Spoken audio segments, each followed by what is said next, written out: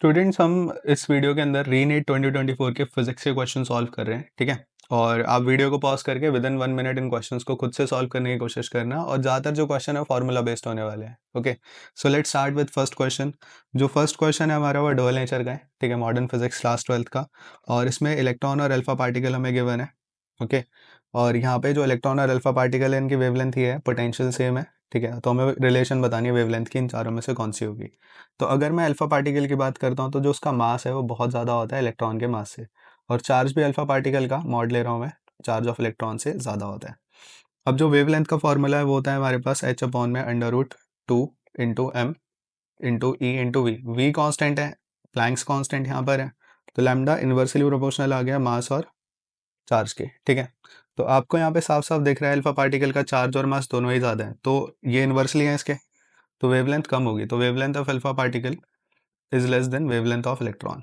तो ऑप्शन ए ऐसा है जहाँ पे दिखा रखा है कि wavelength of alpha particle is less than, और वी कैन से इलेक्ट्रॉन की जो वेवलेंथ है वो ग्रेटर है अल्फा पार्टिकल की वेवलेंथ से। सो ऑप्शन ए इज करेक्ट। ठीक है, तो अब अगले क्वेश्चन की तरफ चलते हैं। अगला क्वेश्चन है हमारे पास, the magnetic potential energy when the magnetic moment m is placed perpendicular to the magnetic field. तो मैग्नेटिक पोटेंशियल एनर्जी का फॉर्मूला क्या होता है? मैग्नेटिक पोटेंशियल एनर्जी का फॉर्मूला होता है -mb cos थीटा। ठीक है, और यहाँ पर ये जो थीटा है it is the angle between m vector and b vector, m vector and b vector, और यही परपेंडिकुलर है। तो मतलब थीटा 90 डिग्री और cos 90 आप सबको पता है कितना होता है, cos 90 होता है 0। तो ऑप्शन बी इज करेक्ट। ठीक है, तीसरे क्वेश्चन की तरफ चलते हैं। तो तीसरा क्वेश्चन थोड़ा सा बड़ा लग रहा है पढ़ने में, है ना? वीडियो को पॉज करके आपने पढ़ा होगा इस क्वेश्चन को। तो bob is whirled in a horizontal circle by means of a string at an initial velocity and at an initial speed of this. तो स्पीड हमें गिवन है 10 rpm। तो मैं इसको ऐसे लिख देता हूँ 10 रेवोल्यूशन पर मिनट। तो मैं इसको ऐसे लिख देता हूँ, speed is 10 revolution upon 60 second. तो रेवोल्यूशन पर सेकेंड जो होती है, पर सेकेंड किसकी यूनिट होती है? फ्रीक्वेंसी की। तो हमें यहाँ पे फ्रीक्वेंसी इतनी गिवन है। ठीक है, तो फ्रीक्वेंसी कितनी आ गई हमारे पास? Frequency is 1/6 RPS। ठीक है, चलो अब क्वेश्चन पे ज़रा वापस से आते हैं। तो क्वेश्चन के अंदर हमारे पास ये इस तरीके से एक हॉरिजॉन्टल सर्कल मैंने यहाँ बना दिया, और इधर एक बॉब है। ठीक है, एक मिनट, यहाँ पे बॉब है। ठीक है, इसको हमने रेल करा इस हॉरिजॉन्टल सर्कल में। ठीक है, और यहाँ पर इधर टेंशन T लग रही है, और इधर जो सेंट्रीपिटल फोर्स है वो FC है। तो सेंट्रीपिटल फोर्स टेंशन के इक्वल होगी यहाँ पे। तो सेंट्रीपिटल फोर्स का फॉर्मूला होता है m⍵² इंटू r। रेडियस हमें कांस्टेंट गिवन है और मास तो कांस्टेंट होगा इसका। So tension is proportionate to ω²। यहाँ पे जो T है टेंशन है। ठीक है, तो tension is proportionate to ω², and omega का फॉर्मूला आपको पता ही है कितना होता है, ओमेगा होता है 2πν। Okay, so tension is proportionate to frequency square. Okay, तो चलो अब आगे पार्ट पे आते हैं। तो आगे बोल रहा है कि जो टेंशन को अब हमने क्या करा, tension in the string is quadrupled. ठीक है, तो टेंशन को 4 टाइम्स कर दिया, तो यहाँ पर हमारे पास आ जाएगा T1 upon 4T1 is equal to ν1 upon में ν2 इनका स्क्वायर। ठीक है, तो ऐसे होल स्क्वायर में लिख देता हूँ। तो ν1 अपॉन ν2 कितना आ गया? तो ν1 अपॉन ν2 आ गया 1/4, क्योंकि ये कैंसिल आउट हो गया। जो T2 था वो 4T1 था ना, 4 टाइम्स कर दिया था, ये आ गया हाफ पावर। ठीक है, स्क्वायर उधर जाके पावर हाफ हो गई। ठीक है, तो यहाँ पर ν1 अपॉन ν2, ν1 या ν2, चलो स्टेप बाय स्टेप ही करते हैं। तो यहाँ पे ν1 अपॉन ν2 1/2 आ जाएगा। तो यहाँ से ν2 आ जाएगा ट्वाइस ऑफ ν1। ठीक है, तो अब ν1 कितना था? ν1 था twice of, this is 1/6 RPS। So this is 1/6 RPS। ठीक है, तो 2/6 RPS को मैं अगर RPM में कन्वर्ट करता हूँ तो मैं मल्टीप्लाई बाय 60 कर दूंगा। ठीक है, ओके, क्योंकि याद होगा आपको, अगर मैं आरपीएम को आरपीएस में कर रहा था तो मैं डिवाइड बाय 60 कर रहा था, है ना? आरपीएम को आरपीएस में कर रहा था, तो यू कैन सी हियर यहाँ से कर रहा था तो डिवाइड बाय 60, अब उल्टा कर रहा हूँ तो मैं मल्टीप्लाई बाय 60 कर रहा हूँ। ठीक है, तो यहाँ पर जो ν2 है हमारे पास, ये कितना आ गया? ν2 आ गया हमारे पास, ये इससे कैंसिल आउट हो गया, this is 10, so this is 20 RPM। Okay, तो मैं इस सीरीज में मैं इन डेप्थ एक्सप्लेन कर रहा हूँ क्वेश्चन को, इसलिए टाइम लग रहा है, otherwise you can do this with in 30 seconds और 1 minute. Okay, so option A is correct, 20 RPM। okay, so now let's move to next question। Next question है हमारे पास, एक मेटल क्यूब है। ठीक है, जिसकी हमें साइड गिवन है, तो यहाँ पे मैं बना देता हूँ। यहाँ पे साइड, चलो A ले लेते हैं साइड। तो क्यूब की साइड है हमारे पास 5 सेंटीमीटर, और जो चार्ज है हमारे पास, दिस चार्ज इज 6 × 10⁻⁻⁶ कूलम। तो सरफेस चार्ज डेंसिटी निकालनी है। तो सरफेस चार्ज डेंसिटी का फॉर्मूला क्या होता है, चार्ज अपॉन एरिया, ठीक है, और क्यूब का एरिया कितना होगा, क्यूब का एरिया, ठीक है, तो क्यूब का एरिया होगा 6a² है ना, 6 फेसेस हैं इसके। तो सिग्मा कितना आ गया, सरफेस चार्ज डेंसिटी कितनी आ गई, चार्ज है 6 times 10⁻⁶ divide by 6 into 25। Look this is, इसका स्क्वायर करोगे अगर आप, ठीक है, तो ये 25 आ जाएगा, लेकिन सेंटीमीटर है तो I can write it as 5 into 10⁻⁻2 metre. तो उसका स्क्वायर करो तो 25 आ गया 5 का, तो और ये आ गया 10⁻⁻4, ठीक है।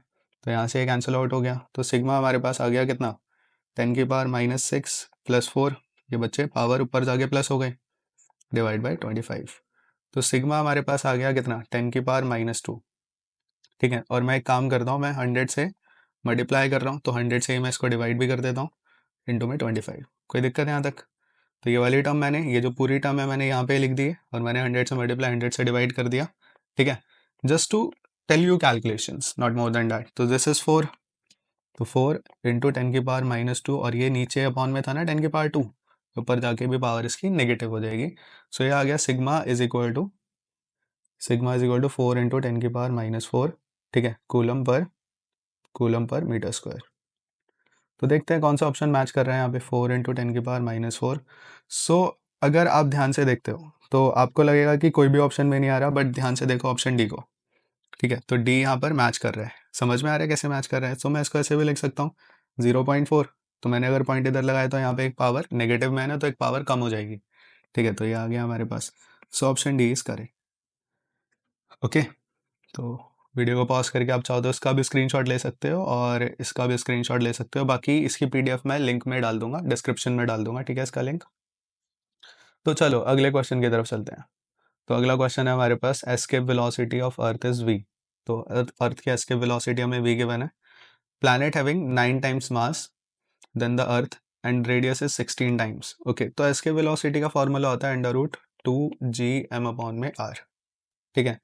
तो v1 अपॉन v2, v1 हमें v गिवन है, ठीक है, r1 r2 हमें कितना गिवन है, r2 is 16 times of r1, and second वाला जो प्लैनेट है मतलब मास m2, तो m2 में गिवन है 9 टाइम्स ऑफ m1।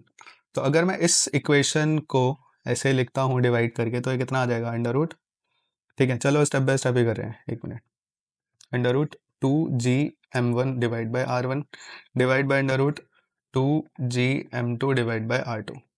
तो यहाँ से v1 अपॉन v2 हमारे पास आ गया, ठीक है, तो यहाँ पर आ गया हमारे पास m1 अपॉन r1 इंटू इधर m2 और ऊपर चला गया r2, और इन सब की पावर कितनी आ गई, हाफ आ गई, बाकी 2g से 2g हमने कैंसिल आउट कर दिया, ठीक है।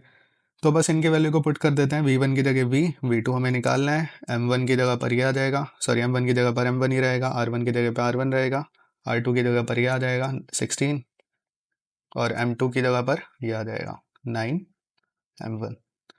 तो ये हमारे पास आ गया, क्रॉस मल्टीप्लाई करा, तो चलो वो भी अगले स्टेप में ही कर लेंगे, ठीक है, ये इससे कैंसिल आउट, ये इससे कैंसिल आउट, तो ये आ गया हमारे पास कितना, 4/3, ठीक है, और 4/3 क्रॉस मल्टीप्लाई करा तो ये आ गया v2 इज 3/4 टाइम्स v, ठीक है। सिर्फ कैलकुलेशन है, although I try to solve it step by step, okay, नहीं तो मैं बहुत जल्दी जल्दी कैलकुलेशन कर रहा था। Okay, so option C is correct for this question, okay, तो इसका सी ऑप्शन करेक्ट है यहाँ पे। Okay, so now let's move to next question. So अगला क्वेश्चन ये रहा, और इसके लिए मैंने क्या करा है, इस क्वेश्चन के लिए मैंने एक एनसीईआरटी का स्क्रीनशॉट डाल रखा है यहाँ पे, देखो ये रहा। तो एनसीईआरटी के 5th चैप्टर में जाके टेबल 5.3 देखना, हो सकता है न्यू एनसीईआरटी होगी तो उसमें टेबल 5.2 हो या एक आध टेबल अगर हटा दी हो तो देख लेना एक बार उसे। तो यहाँ पे तीनों मैग्नेटिक मटेरियल के यहाँ पे परमिएबिलिटी, ठीक है, और साथ के साथ मैग्नेटिक ससेप्टिबिलिटी को कंपेयर कर रखे हैं। तो डायमैग्नेटिक की जैसे अगर आप यहाँ देख रहे हो तो डायमैग्नेटिक की ससेप्टिबिलिटी नेगेटिव होती है, पैरामैग्नेटिक की 0 से अपसाइलन के बीच में होती है, जो अपसाइलन होता है बहुत स्मॉल टर्म होती है, ठीक है। तो एनसीईआरटी बेस्ड ही आता है पूरा पेपर, ठीक है, अगर आपने एनसीईआरटी गो थ्रू करी है तो आप क्वेश्चंस को सॉल्व कर दोगे, ठीक है, बिना पेन उठाए भी क्वेश्चन को सॉल्व कर सकते हो। तो ये जो इन्फॉर्मेशन है इसके बेसिस पर हमें क्वेश्चन को एक बार पढ़ लेते हैं। तो incorrect relation for diamagnetic material, तो हमें डायमैग्नेटिक मटेरियल पे फोकस करना है।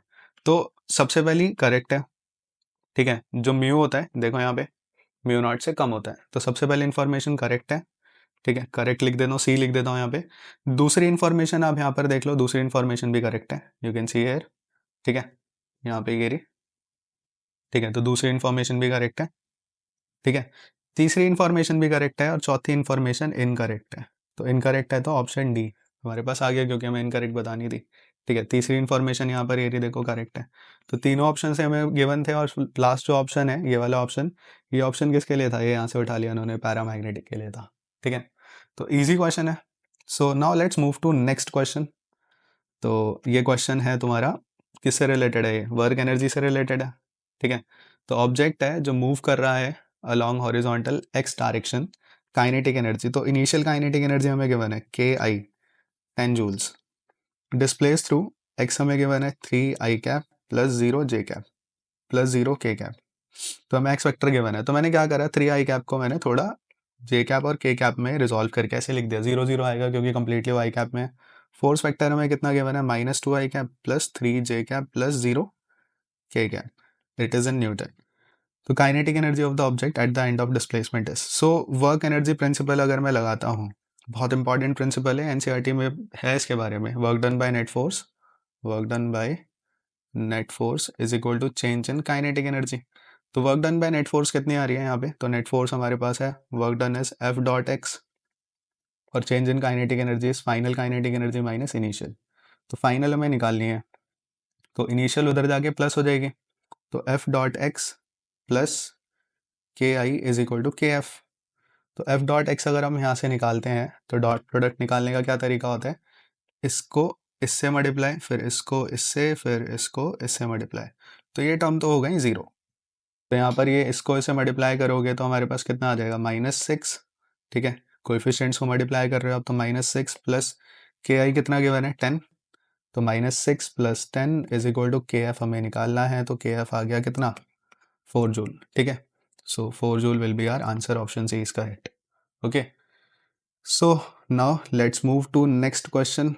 तो अगला क्वेश्चन ये रहा हमारे पास, और ये फ्लूइड मैकेनिक्स का क्वेश्चन है। ठीक है, एंड फिगर देख के पता लग रहा है बर्नौली प्रिंसिपल लगने वाली है। ठीक है, तो ideal fluid is flowing in non uniform cross section tube X Y. Okay, और यहाँ पे हमें काइनेटिक एनर्जी गिवन है। ठीक है, if k1 and k2 are the energies per unit volume. ठीक है, एक्स और वाई पे, तो यहाँ पर एनर्जी कितनी है, एक मिनट बना देते हैं, यहाँ पर एनर्जी है k1 और यहाँ एनर्जी है k2। इसका एरिया ज़्यादा है, इसकी वेलोसिटी v2 है, एरिया a2 है। इसका एरिया कम है, साफ साफ दिख रहा है हमें, इसका एरिया a1 है और वेलोसिटी v1 है। तो अगर मैं इक्वेशन ऑफ कॉन्टिन्यूटी लगाता हूँ, ऑल दो चलो पहले देख लेते हैं कि हमें क्या बताना है, यहाँ पे करेक्ट ऑप्शन बताना है कि इन चारों में से कौन सा होगा। ठीक है, so what I am doing here, I am applying equations of continuity. Equation of continuity के accordingly a1 v1 is equal to a2 v2 होता है। ठीक है, ज़्यादा एरिया कम वेलोसिटी, कम एरिया ज़्यादा वेलोसिटी, तो प्रोडक्ट इक्वल आएगा। तो यहाँ पर साफ साफ हमें दिख रहा है जो a2 है वो a1 से ज़्यादा है ना, यहाँ पे a2 a1 से ज़्यादा है, तो इसका मतलब v1 v2 से ज़्यादा होगा। ये कम एरिया, तो यहाँ पे वेलोसिटी ज़्यादा होगी। पाइप का पिचका देते हो ना, तो जो वेलोसिटी इंक्रीज हो जाती है जब आप पानी कहीं पे भी पौधों में डाल रहे हो, अपनी व्हीकल साफ कर रहे हो, है ना। तो वही, तो v2 is greater then, sorry v1 is greater then v2। तो काइनेटिक एनर्जी जो होती है वो तो आप सबको ही पता है, वो होती है हाफ mv²। तो मतलब काइनेटिक एनर्जी वेलोसिटी पे डिपेंड कर रही है। ठीक है, इस पे डिपेंड कर रही है। ओके, सो वेलोसिटी के स्क्वायर पे, तो कौन सी एनर्जी ज़्यादा होगी, k1 k2 से ज़्यादा होगी, क्योंकि जिसकी वेलोसिटी ज़्यादा है उसकी काइनेटिक एनर्जी ज़्यादा होगी।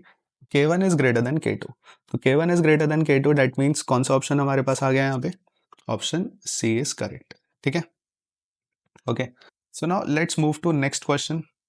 ओके, सो अगले क्वेश्चन की तरफ चलते हैं अब हम लोग। ठीक है, अगर आप चाहो तो इसका स्क्रीनशॉट ले सकते हो यहाँ पे। ठीक है, तो अगला क्वेश्चन ये रहा हमारे पास, object falls from a height of 10 meter above the ground. After striking the ground, it loses 50% of its kinetic energy. तो काइनेटिक एनर्जी जो है फटाफट से करते हैं, ये होती है हाफ mv²। ठीक है, और फ्री फॉल हो रहा है, फ्री फॉल अगर हो रहा है तो हमारे पास इनिशियल वेलोसिटी होती है 0, लिखा हुआ है ना फॉल, तो इनिशियल वेलोसिटी 0, तो final velocity square minus 0² is equal to 2gh। तो final velocity square depends on height, तो kinetic energy depends on velocity square depends on height. ठीक है, तो K E one divide by ke2 is equal to h1 divide by h2। ठीक है, तो ये relation समझ में आ गई होगी तुम लोगों को, अगर ये रिलेशन समझ में आ गई तो आप क्वेश्चन सॉल्व कंप्लीट। ठीक है, क्या है आगे, after striking the ground it loses 50% of its kinetic energy. ठीक है, तो शुरुआत में काइनेटिक एनर्जी कितनी थी, शुरुआत में काइनेटिक एनर्जी थी ke1। अब ये बॉल यहाँ से इधर गई, एक मिनट, ये बॉल यहाँ से इधर गई, यहाँ से इधर गई, नीचे यहाँ गिर गई। ठीक है, यहाँ पे इसकी वेलोसिटी v थी, इनिशियल वेलोसिटी 0। तो ये टकराने से पहले है, बिफोर। टकराने के बाद क्या हुई, टकराने के बाद जब ये ऊपर जा रही थी, ठीक है, मान लो ये इसकी यहाँ पे वेलोसिटी 0 हो गई होगी क्योंकि मैक्सिमम हाइट है, तो यहाँ पे इसकी हाइट हो गई h डैश, यहाँ पर इसकी हाइट थी h। ठीक है, तो ये हो गया आफ्टर। तो जब आफ्टर हुआ तो काइनेटिक एनर्जी कितनी हो गई, काइनेटिक एनर्जी हो गई हाफ, 50% लॉस हो गई ना, लिखा हुआ है ना 50% लॉस। तो काइनेटिक एनर्जी हाफ हो गई, तो बताओ हाइट कितनी हो गई। तो इधर ke1 था, इधर है ke2 which is the half of ke1। ठीक है, अब यहाँ पर इस इक्वेशन में पुट कर दो, यहाँ पे क्या आ जाएगा, तो जैसे आप पुट करोगे तो हमारे पास आ जाएगा ke1 divide by ke2 is equal to h1 divide by h2। तो ke1 की जगह ke1 ही रहने देते हैं, it is half of ke1, h1 की जगह पर h, ठीक है, और h2 हमें निकालना है। तो इससे कैंसिल आउट हो गया। तो क्रॉस मल्टीप्लाई अगर मैं करता हूँ, ये 2 बच्चों ऊपर चला जाएगा, है ना, क्योंकि आप अपॉन में था यहाँ पे। तो आ गया h upon h2 is equal to 2। तो h कितना आ गया, h2 कितना आ गया, h अपॉन 2, और h था 10 मीटर, तो 10 अपॉन 2। तो h2 हमारे पास फाइनली निकल कर आ गया 5 मीटर। आपको एक्सप्लेन करा तो इतना ज़्यादा लेंदी कैलकुलेशन करी, अदरवाइज इस इक्वेशन से ही समझ में आ रहा है आपको कि इसका आंसर क्या आ जाएगा। काइनेटिक एनर्जी हाइट के प्रोपोर्शनेट है, तो काइनेटिक एनर्जी हाफ हो गई तो हाइट भी हाफ हो जाएगी। तो 10 थी तो 5 आंसर आ जाएगा, 5 कहीं रहा। तो ऑप्शन डी इज करेक्ट। ठीक है, D option is correct. Okay,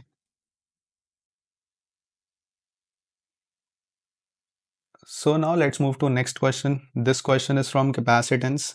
ठीक है, तो कैपेसिटर हमें गिवन है 12 पिको फैरेड का, 50 वोल्ट बैटरी के साथ कनेक्ट है, एनर्जी बतानी है। तो भाई बहुत सिंपल क्वेश्चन है, half is equal U is equal to half C V square. ठीक है, ये लग जाएगा।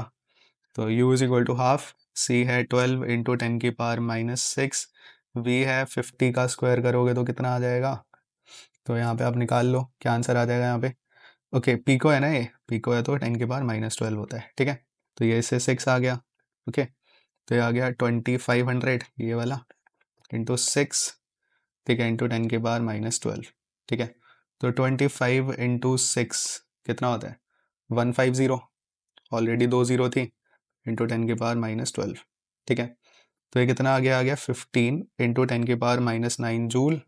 सो u is equal to 15 nano joule. ठीक है, तो 15 nano joule, option A is correct. ठीक है, तो इस क्वेश्चन का ए ऑप्शन करेक्ट है, आप कैलकुलेट खुद से कर लेना इसे। So now let's move to next question.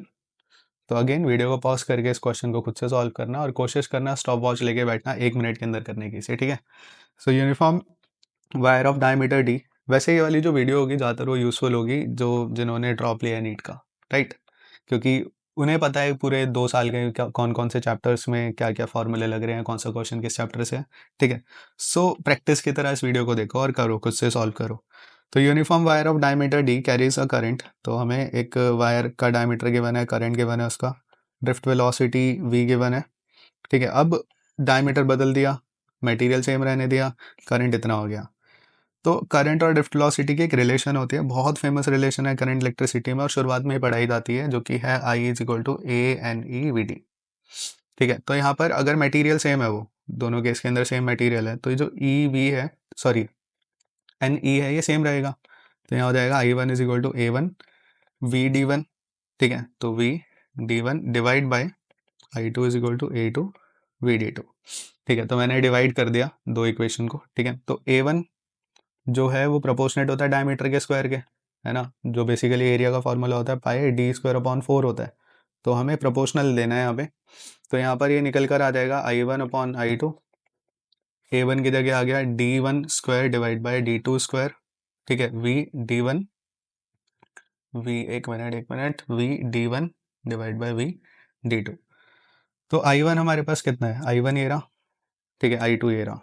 तो I1 is 100, I2 is 200, milli AIIMS से मिली एम्स कैंसिल आउट हो जाएगा, we don't require to note it down. Okay, D1 is D, D1 is D, शुरुआत में डायमीटर D है और बाद में डायमीटर, तो D का square divide by D by 2 का होल स्क्वायर होगा D स्क्वायर बाई 4। ठीक है, D बाई 2 है ना ये, इसका स्क्वायर कर दो तो D square by 4। Okay, drift velocities. तो ड्रिफ्ट वेलोसिटी शुरुआत में है v, बाद वाली हमें निकालनी है तो v, और मैं बाद वाली को v2 लिख देता हूँ। तो कर लो इसे सॉल्व, कितना आ जाएगा ये, तो ये 1/2, ठीक है, और ये इससे कैंसिल आउट हो गया, और ये 1/2 into 1/4 is equal to v/v2। Cross multiply कर दो इसे, तो क्रॉस मल्टीप्लाई करके ये आ गया v2 इज 8v1। ठीक है, so option B is correct. Okay, you can take screenshot. Now let's move to next question. अगले क्वेश्चन पे चलते हैं, और इस क्वेश्चन को आप ट्राई करना, ये एरर से रिलेटेड क्वेश्चन है, और देखना आपने सही करा है नहीं करा वीडियो में, अभी हम सॉल्व करेंगे इसे। ठीक है, तो हमें वोल्टेज गिवन है और रेजिस्टेंस गिवन है। तो वोल्टेज है हमारे पास, चलो मैं लिख नहीं रहा यहाँ पे, लिखे भी तो है, और करंट ये गिवन है, वोल्टेज और करंट गिवन है। ओके, और रेजिस्टेंस की वैल्यू निकालनी है, तो रेजिस्टेंस क्या आएगा, ओम्स लॉ लगा दो। ओम्स लॉ लगाओगे तो जो रेजिस्टेंस होता है वो V/I होता है, तो 200/20, तो रेजिस्टेंस आ गया 10 ओम्स। ओके, अब ये मल्टीप्लाई हो रहे हैं, V is equal to I R, तो एरर इन मल्टीप्लीकेशन है। तो एरर इन मल्टीप्लीकेशन क्या होता है, डेल्टा R/R। ठीक है, इवन जैसे मैं आर भी निकालता हूँ तो ये आ जाएगा V/I। तो ये डिवीजन है, और मल्टीप्लीकेशन डिवीजन दोनों में ही सेम फार्मूला लगता है। तो delta R/R is equal to delta I/I plus delta V/V। तो डेल्टा आर, ये जो आर है ऊपर चला गया, ठीक है, और ये आर कितना था, ये आर था 10। ठीक है, दिस इज 10, डेल्टा आई गिरा, डेल्टा आई गिरा 0.2 divide by this 20, plus delta we कितना है, डेल्टा वी गिरा 4। ठीक है, तो 4 डिवाइड बाय 200। तो मैं इसको ऐसे लिख देता हूँ, delta R is equal to 10। ठीक है, तो यहाँ पर आ गया 2/200 प्लस 4/200। ओके, तो डेल्टा आर हमारे पास कितना आ गया 10, और ये आ गया हमारे पास, जस्ट मैंने कैलकुलेशन करी है बच्चों, ये पॉइंट हटा के यहाँ एक जीरो लगा दी, तो ये आ गया 6/200। तो इसे आप सॉल्व कर लोगे तो ये आ जाएगा, ये से कैंसिल आउट हो गया 6/20, और 6/20 होता है कितना, 3/10। तो 3/10 इज 0.3। ठीक है, जल्दी सॉल्व करने का ना पर्पस यही है कि ताकि आप भी कैलकुलेशन को जल्दी कर पाओ, और यकीन मानो क्वेश्चंस बहुत सिंपल आते हैं। तो फियर हटाओ, पूरा फियरलेस होके क्वेश्चंस को अटेम्प्ट करो। ठीक है, तो यहाँ पे ऑप्शन बी करेक्ट है ना। कैसे है बी करेक्ट, ये आर है और ये डेल्टा आर है, तो R delta R option B में आ रहा है, so option B is correct. ठीक है, चलो चलते हैं अगले क्वेश्चन की तरफ। तो अगला क्वेश्चन ये रहा हमारे पास, और ये डिफरेंशिएशन कैलकुलस पे बेस्ड क्वेश्चन है। ठीक है, तो particle is moving along X axis, position given है जो कि वेरी कर रही है टाइम के साथ। The ratio of initial velocity to its initial acceleration. जब इनिशियल वेलोसिटी की बात कर रहा है ना तो एक्सेलरेशन होगा, सॉरी, इनिशियल वेलोसिटी की बात कर रहा है ना तो टाइम होगा जीरो। ठीक है, शुरुआत में भाई अगर इनिशियल है तो जीरो टाइम से तो शुरू होगा, है ना, आपकी एज जीरो से तो शुरू हुई, है ना। तो इनिशियल की अगर वो बात कर रहे हैं, टाइम हम जीरो लेंगे यहाँ पे। ओके, सो एक्स एज वाला एक जस्ट एग्जाम्पल लिया था, जस्ट टू एक्सप्लेन यू। ठीक है, कोई इसके यहाँ से कोई रेलेवेंसी नहीं है। तो X is equal to alpha T की power 4 plus beta T square plus gamma T plus delta.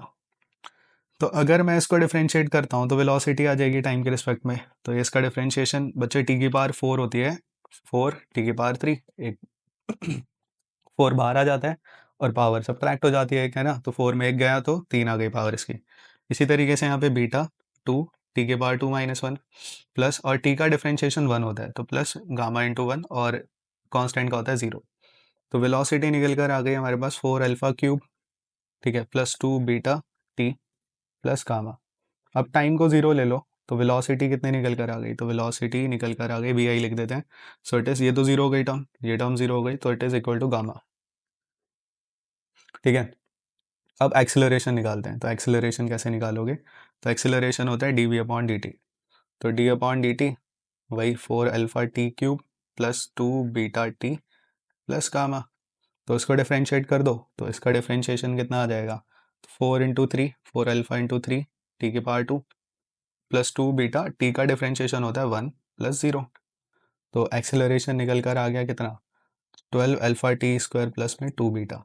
Again initial निकाल रहे हैं तो टाइम 0, तो ए आई कितना निकल कर आ जाएगा, तो हो गया 0, तो आ गया 2 बीटा। ठीक है, तो वेलोसिटी ये रही इनिशियल, और ये रहा इनिशियल एक्सेलरेशन। तो हमें रेशो निकालनी है इनकी, the ratio of initial velocity to initial acceleration. तो V I divide by A I is equal to gamma divide by 2 beta. तो गामा डिवाइड बाय 2 बीटा, तो ऑप्शन डी, ठीक है। So D option is correct. Okay, ये रहा question. अब चलते हैं अगले क्वेश्चन की तरफ। तो ये हमारे पास क्वेश्चन है, step up transformer connected to AC, तो ऑल्टरनेटिंग करंट का क्वेश्चन है ये, ठीक है। Chapter 7 class 12th। तो स्टेप अप ट्रांसफार्मर है, ठीक है, connected to AC main supply of this and ये सारा डेटा हमें गिवन है यहाँ पे। ओके, सो इस क्वेश्चन में एक छोटा सा करेक्शन मेरे को करना है यहाँ पे, ठीक है। ये यहाँ पे थोड़ी टाइपिंग मिस्टेक है। तो हमें क्या गिवन है मैं बताता हूँ। ऑपरेट एट के बाद हमें गिवन है 11,000 वोल्ट एंड 88 वाट, ये हमें गिवन है, ठीक है। ओके, बाकी सही है। The current in the secondary circuit ignoring the power loss in the circuit, तो हमें सेकेंडरी सर्किट में करंट निकालना है। So let's try to solve this question. देखो, सबसे पहले हमें प्राइमरी वोल्टेज हमें कितने गिवन है, ठीक है। स्प्लिट कर रहा हूँ मैं इस क्वेश्चन को। Step up transformer is connected to AC main supply of 220 volt, ठीक है, ऑपरेट एट दिस। तो शुरुआत में ये हमारे पास है, क्या हमारे पास हमें कितना गिवन है, 220 वोल्ट हमें गिवन है, ठीक है। अब दूसरी तरफ है सेकेंडरी कॉइल। सेकेंडरी कॉइल की वोल्टेज हमें गिवन है 11,000 वोल्ट, और पावर हमें गिवन है सर्किट में कितनी है इस पूरे ट्रांसफार्मर में, 88 वाट। अब ये जो पावर है इसका कोई लॉस नहीं हो रहा, तो power in primary is equal to power in secondary. तो कोई भी पावर ले लो वो 88 वाट ही आएगी, ठीक है। क्योंकि हमें करंट सेकेंडरी में निकालना है, तो मैंने क्या करा, सेकेंडरी वाली पावर को लिख लिया, और पावर का फॉर्मूला क्या होता है, voltage into current is equal to 88। Power is equal to voltage into current. तो वोल्टेज इज 11,000, करंट है I S is equal to 88। So I S is equal to कितना आ जाएगा ये, तो अब हमारे पास आ जाएगा, देखो ऑप्शन से ही पता लग रहा है, 88 डिवाइड बाई 11,000, ठीक है। तो एक ही ऑप्शन है जहाँ पे 8 आ रहा है, ठीक है, बाकी सब में 4 आ रहा है, तो ये 8 इंटू 10 की power -3। So option A is correct, 8 milli amps, ठीक है। So A option is correct. So अगले क्वेश्चन की तरफ चलते हैं। ये हमारा अगला क्वेश्चन है, एंड एक बार मैं इसको जूम आउट कर देता हूँ आपके लिए, ठीक है। So now let's move to next question. So this is our next question. In a circuit shown below, inductance L is connected to AC source, the current flowing। Okay, तो हमें current ये गिवन है, ठीक है। तो voltage drop हमें बतानी है, उसके अकॉर्डिंगली क्या होगी। तो एक मैं तुम्हें एक ट्रिक बताता हूँ यहाँ पे, जैसे मैंने अपनी ग्रेजुएशन में सीखा था, एक किताब थी, ठीक है, इंजीनियरिंग फिजिक्स एंड केमिस्ट्री करके, उसमें देखो यहाँ पे एक वर्ड है सिविल। इस वर्ड को देखो, CIVIL, सिविल। तो इस सिविल वर्ड के अंदर शुरू के जो 3 शब्द हैं उनको एक बार हाईलाइट कर दो, ठीक है, और आखिरी के 3 शब्दों को हाईलाइट कर दो। ये आखिरी के 3 शब्द दे रहे, ठीक है। कह रहे हो 5 ही शब्द है तो 6 बना दिया मैंने, वी को मैंने दोनों जगह ले लिया, ठीक है। तो ये जो सिविल है इसमें सी से कैपेसिटर है, ठीक है, सी से कैपेसिटर है, और आई से है करंट, वी से है वोल्टेज। तो कैपेसिटर में करंट लीड करता है, करंट आगे होता है वोल्टेज से। और लास्ट के 3 वर्ड्स को देखो, लास्ट के 3 वर्ड में VIL, तो वोल्टेज, ये एल फॉर इंडक्टर है, इंडक्टर। तो इंडक्टर में वोल्टेज लीड करती है करंट को, वोल्टेज आगे होती है। तो जैसे हमें इस क्वेश्चन के अंदर I is equal to I not sine omega t given है, तो V कितना आएगा, तो V आ जाएगा, वोल्टेज आगे है, तो V not sine omega t plus pi by 2, आगे है इसलिए प्लस पाई बाय 2। और sine sine 90 plus theta, sine 90 plus theta बच्चों वो होता है कॉस थीटा के इक्वल, ठीक है। You should keep this thing in your mind. There are some basic trigo, basic mathematics, जो वेक्टर है, ट्रिगो है और कैलकुलस है, वही यूज़ होगी, उससे ज़्यादा यूज़ नहीं होगी, ठीक है। तो देखो यहाँ पे, तो हमारे पास आ गया V is equal to V not sine, इसकी जगह पर क्या आ जाएगा, इसकी जगह पर आ जाएगा कॉस ओमेगा टी। अब जो V नॉट होता है, V नॉट होता है ये ओम्स लॉ के अकॉर्डिंगली I इंटू एक्सएल, ठीक है, और एक्सएल होता है इंडक्टिव रिएक्टेंस, तो ये आ गया L ओमेगा के इक्वल, ठीक है। तो यहाँ पर क्या आ गया, V is equal to I not L omega cos omega T, ठीक है। सो एक मिनट, इसे कर लेते हैं हम कॉपी, और यहाँ पर इसको कर देते हैं पेस्ट, एक मिनट।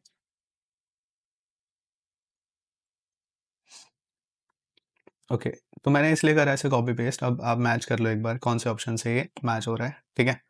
तो मेरे ख्याल से ये मैच हो रहा है, ये जो मैं हाईलाइट कर रहा हूँ उसे, किससे मैच हो रहा है, ऑप्शन डी से ना, देख लो यहाँ पे, ठीक है। ऑप्शन ए में साइन आ रहा है, ठीक है, ऑप्शन ए में साइन आ रहा है, नहीं हो रहा, ये भी नहीं हो रहा, ये भी नहीं हो रहा। तो omega L I not cos omega T. So option D is correct. ठीक है, एक minute, option D is correct. Okay, तो वीडियो को पॉज करके आपने क्वेश्चन पढ़ लिया होगा। तो इस क्वेश्चन में हमें मास गिवन है 5 किलोग्राम, ठीक है, और इसकी रेडियस ऑफ गायरेशन हमें गिवन है 5 मीटर, और अबाउट का किसके अबाउट गिवन है, एक्स वाई के अबाउट गिवन है। The radius of gyration of solid sphere, तो सॉलिड स्फेयर मास इतना और उसकी radius of gyration X Y के अलॉन्ग इतनी, और रेडियस ऑफ स्फेयर हमें ये गिवन है, तो हमें एक्स की वैल्यू फाइंड आउट करनी है। ठीक है, तो I X Y according to the formula of radius of gyration it is equal to M के स्क्वायर। और इस फिगर के अकॉर्डिंगली अगर मैं आई एक्स वाई निकालता हूँ, तो आई एक्स वाई क्या निकल कर आएगा मेरे पास, I X Y is equal to I C M, this is I C M. ठीक है, और ये कितना होता है सॉलिड स्फेयर के लिए, होता है बच्चों 2/5 M R square plus I X plus M, एक minute, plus M R square. ठीक है, ये हमारे पास आ जाएगा। तो ये कहाँ से आया, ये आया है, जो ये फॉर्मूला है ये है पैरेलल एक्सिस थ्योरम से। ठीक है, तो थ्योरम ऑफ पैरेलल एक्सिस क्या कहती है कि भाई अगर दो एक्सिस पैरेलल है हमारे पास, आईसीएम हमें गिवन है, तो दूसरे एक्सिस को अगर हमें निकालना है तो आईसीएम जो भी एक्सिस हमें गिवन है प्लस टोटल मास और जो भी सेपरेशन है उसका स्क्वायर। ठीक है, तो यहाँ पर आई एक्स वाई निकाल लेंगे फटाफट से हम लोग। तो आई एक्स वाई हमारे पास आ जाएगा 2/5 M R square plus M R square. तो हमारे पास आई एक्स वाई निकल कर आ गया 7/5 एम आर स्क्वायर। अब ये जो आई एक्स वाई है ये एम के स्क्वायर के इक्वल है, दोनों को सॉल्व कर लेते हैं फटाफट से। तो हम सॉल्व करेंगे तो आ जाएगा एम के square is equal to 7/5 M R square. M से एम कैंसिल आउट हो गया। ठीक है, के में गिवन है 5 का स्क्वायर और क्रॉस मल्टीप्लाई कर दिया, 5 ऊपर आ गया 7 नीचे आ गया, is equal to R square. तो आर यहाँ से निकल कर कितना आ जाएगा, ये आ जाएगा √5 √7 और फिर ये 5 का स्क्वायर। ठीक है, तो आर निकल कर आ गया हमारे पास कितना, √5 √7। स्टेप बाय स्टेप लिख देते हैं, 5 √7 इंटू √5। और क्वेश्चन के अकॉर्डिंगली जो आर है हमारे पास वो इसके इक्वल है। ठीक है, तो आर की जगह लिख देते हैं हम लोग 5x/√7 is equal to 5/√7 into में √5। तो ये इससे कैंसिल आउट हो गया, तो x हमारे पास कितना निकल कर आ गया, x निकल कर आ गया √5 मीटर्स। ठीक है, सो यहाँ से अगर आप देखोगे तो option D is correct. Okay, so अब अगले क्वेश्चन पे चलते हैं। ठीक है, before moving to next question take screenshot of this. So in this question, the IV characteristic shown above are exhibit by a, तो यहाँ पे कौन सा सबसे सुटेबल IV कैरेक्टरिस्टिक बता रहे हैं, मतलब किसका बता रहे हैं, सोलर सेल का, जीना डायोड का, फोटो डायोड का, एलईडी का। तो इसका आंसर है सोलर सेल, और मैंने इसको रेफर करने के लिए एनसीईआरटी से एक स्क्रीनशॉट भी लगा रखा है, you can see. Solar cell का ये जो VI कैरेक्टरिस्टिक है वो कुछ इस तरीके से होता है। खैर ऐसा क्यों होता है थोड़ा मैं एक्सप्लेन करता हूँ उसके बारे में। तो जो सोलर सेल है, मान लो ये सोलर सेल है हमारे पास, ठीक है, तो ये पीएन जंक्शन है सोलर सेल का, इसकी कोई बाइसिंग नहीं होती। ठीक है, तो कोई बाइसिंग नहीं है तो इसका कोई VI characteristic forward reverse biasing वाला नहीं बनेगा। अगर मैं इसको कैपेसिटर से कनेक्ट कर दूंगा तो यहाँ पर वोल्टेज आ जाएगी, और वोल्टेज कौन सी आएगी, ओसी वोल्टेज आएगी, ओपन सर्किट वोल्टेज आएगी, तो उसको हम बोलते हैं वीओसी। ठीक है, और इसी तरीके से अगर मैं सोलर सेल को कनेक्ट कर देता हूँ एक रेजिस्टेंस के साथ, तो यहाँ पर हमारे पास आ जाता है करंट, और वो करंट कैसा होता है, ये शॉर्ट सर्किट करंट होता है। तो दिस इज ISC। तो जब शॉर्ट सर्किट करंट होगा तो वहाँ पे वोल्टेज, यहाँ पर वोल्टेज जीरो होगी, और यहाँ पर हमारे पास वोल्टेज होगी तो करंट नहीं होगा।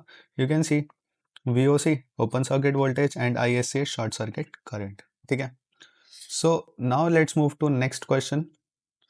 तो इस क्वेश्चन को वीडियो को पॉज करके पढ़ना, ये वाला क्वेश्चन। ठीक है, और अच्छा क्वेश्चन है, अगर आपको फॉर्मूले याद है तो आप अभी तक जितने भी क्वेश्चन आपने देखे सारे कर दिए हैं, और आप आगे भी सारे क्वेश्चंस को कर दोगे।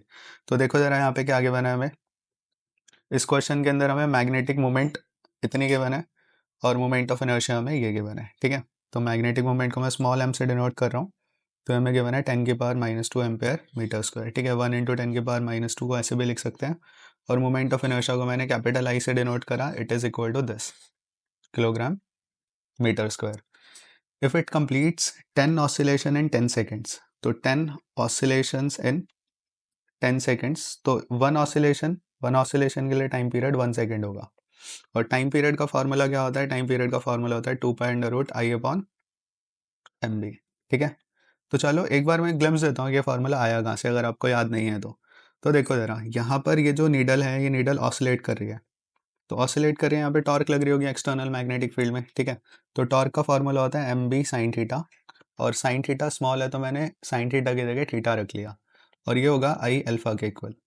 और आई अल्फा होता क्या है, ये होता है मैकेनिकल टॉर्क। मैकेनिकल टॉर्क का ये फॉर्मूला होता है, जैसे फोर्स का फॉर्मूला हमें होता है ना, तो फोर्स की जगह हमने टॉर्क लिख दी, मास की जगह मोमेंट ऑफ इनर्शिया, एक्सेलरेशन की जगह एंगुलर एक्सेलरेशन। तो इस तरीके से हमने एनालॉग कर लिया इसे। और यहाँ पर ये दोनों एक दूसरे के ऑपोजिट होंगे तो माइनस साइन आ गया। तो alpha is equal to minus M B upon I into में थीटा, ये टर्म आ गई। तो alpha is equal to minus omega square into theta, ये होता है जब ये ऑसिलेटरी मोशन या एस एच एम शो कर रहे होते हैं, ठीक है। तो जब ये सिंपल हार्मोनिक मोशन शो कर रहे हैं, क्यों शो कर रहे हैं, क्योंकि एक्सेलरेशन प्रोपोर्शनेट है माइनस ऑफ डिस्प्लेसमेंट के, या फिर हम बोल सकते हैं कि एंगुलर एक्सेलरेशन प्रोपोर्शनेट है माइनस ऑफ एंगुलर डिस्प्लेसमेंट के। तो वहाँ पर ये एस एच एम शो कर रहे हैं।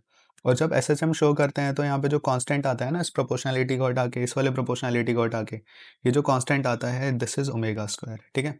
तो अब इन दोनों इक्वेशन को जो बॉक्स में इन्हें कंपेयर करो, तो जैसे आप कंपेयर करोगे तो ओमेगा स्क्वायर आ जाएगा एम बी अपॉन आई, ठीक है। और ओमेगा होता है 2 पाई अपॉन टी के इक्वल, और स्क्वायर उधर जाके रूट हो गया under root M B upon में आई।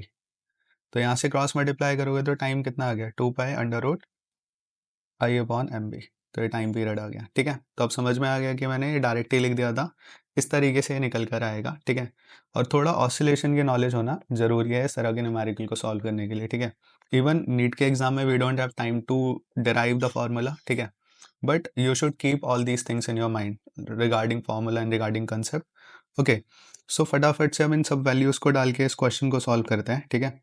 तो time period is 1 second, 2 pi as it is, I की जगह आ गया कितना, 10⁻⁻6 डिवाइड बाई पाई स्क्वायर। फिर एम की जगह पर -2 है ना, एम -2 है, और बी हमें निकालना है। दोनों साइड स्क्वायर कर देते हैं, तो 1 का square is 1, 4 pi square, 10⁻⁻6 divide by pi square, 10⁻⁻2 into में बी। तो ये से कैंसिल आउट हो गया, क्रॉस मल्टीप्लाई करा तो आ गया 4 इंटू 10⁻⁻6 प्लस 2, ठीक है। और यहाँ पर आ गया 4 इंटू 10⁻⁻4। तो ऑप्शन एक बार देख लो, तो कहीं पे 10⁻⁻4 में तो नहीं है, बट हाँ एक ऑप्शन मेरे को यहाँ पे दिखा, वो है 0.4, तो मैं इसको ऐसे लिख देता हूँ, ठीक है। तो ये आ गया हमारे पास 0.4 मिली टेस्ला, ठीक है। तो इसको हम इस तरीके से भी लिख सकते हैं, will get this, option C is correct. You can see 0.4 milli tesla is our C option, ठीक है। ओके, सो मैं जूम आउट कर देता हूँ so that you can take screenshot of this question. Okay, so now let's move to next question. Okay, अगले question की तरफ चलते हैं। तो uniform metal wire of length L, तो एक यूनिफॉर्म मेटल वायर है जिसकी हमें लेंथ कितने गिवन है, एल, रेजिस्टेंस है इसका 10 ओम्स, ठीक है, has resistance of 10 ohms. Now the wire is stretch to length 12, तो अब इस वायर को स्ट्रेच कर दिया गया। जब हम लेंथ को स्ट्रेच करते हैं ना, तो एरिया कम हो जाता है, क्योंकि वॉल्यूम सेम होती है, तो शुरुआत का एरिया इंटू वॉल्यूम, मतलब शुरुआत की वॉल्यूम, एरिया इंटू लेंथ, बाद की volume A dash L dash same होगी, स्ट्रेच करके करें। तो area as it is, L as it is, area A dash, यहाँ पर लेंथ कितनी हो गई 12, तो जो ए डैश आ जाएगा हमारे पास वो आ जाएगा ए अपॉन 2, ठीक है।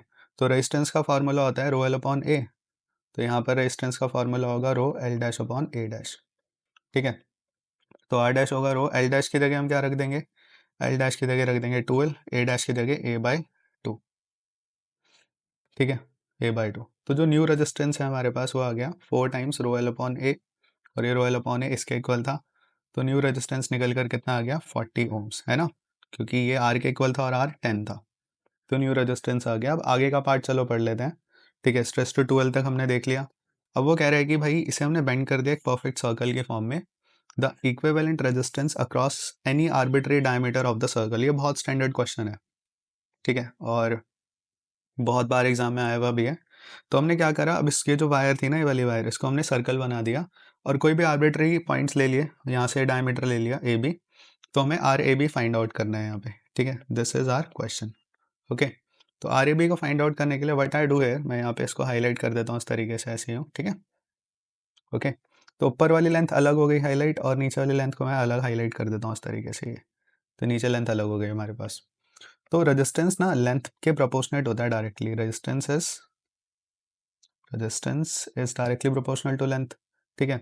तो ऊपर वाली लेंथ एल बाई 2 हो गई, और नीचे वाली लेंथ भी हाफ हाफ हो गई, है ना। ये जो पूरी लेंथ थी बच्चों, ये वाली पूरी लेंथ ये पूरी लेंथ ऊपर वाले और नीचे वाले पार्ट में डिवाइड हो गई, ठीक है। तो ऊपर वाली लेंथ l/2 और नीचे वाली लेंथ भी हो गई l/2, ठीक है। तो अब ये जो दोनों लेंथ हैं, अगर मैं यहाँ से इमेजिन करो कि मैं यहाँ से बैटरी को कनेक्ट करता हूँ, तो यहाँ से करंट आया और यहाँ से वही करंट गया, तो ये करंट आगे इधर I1 और इधर I2 में डिवाइड हो रहा है। तो जब करंट डिवाइड होता है तो कौन सा कॉम्बिनेशन होता है?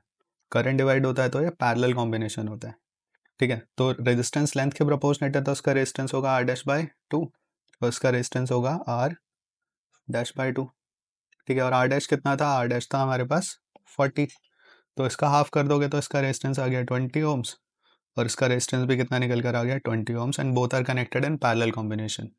तो आर ए बी जो है पैरेलल में है, तो 20 × 20 divide by 20 + 20, R A B निकल कर आ गया हमारे पास कितना? आर ए बी निकल कर आ गया 10 ओम्स, ठीक है।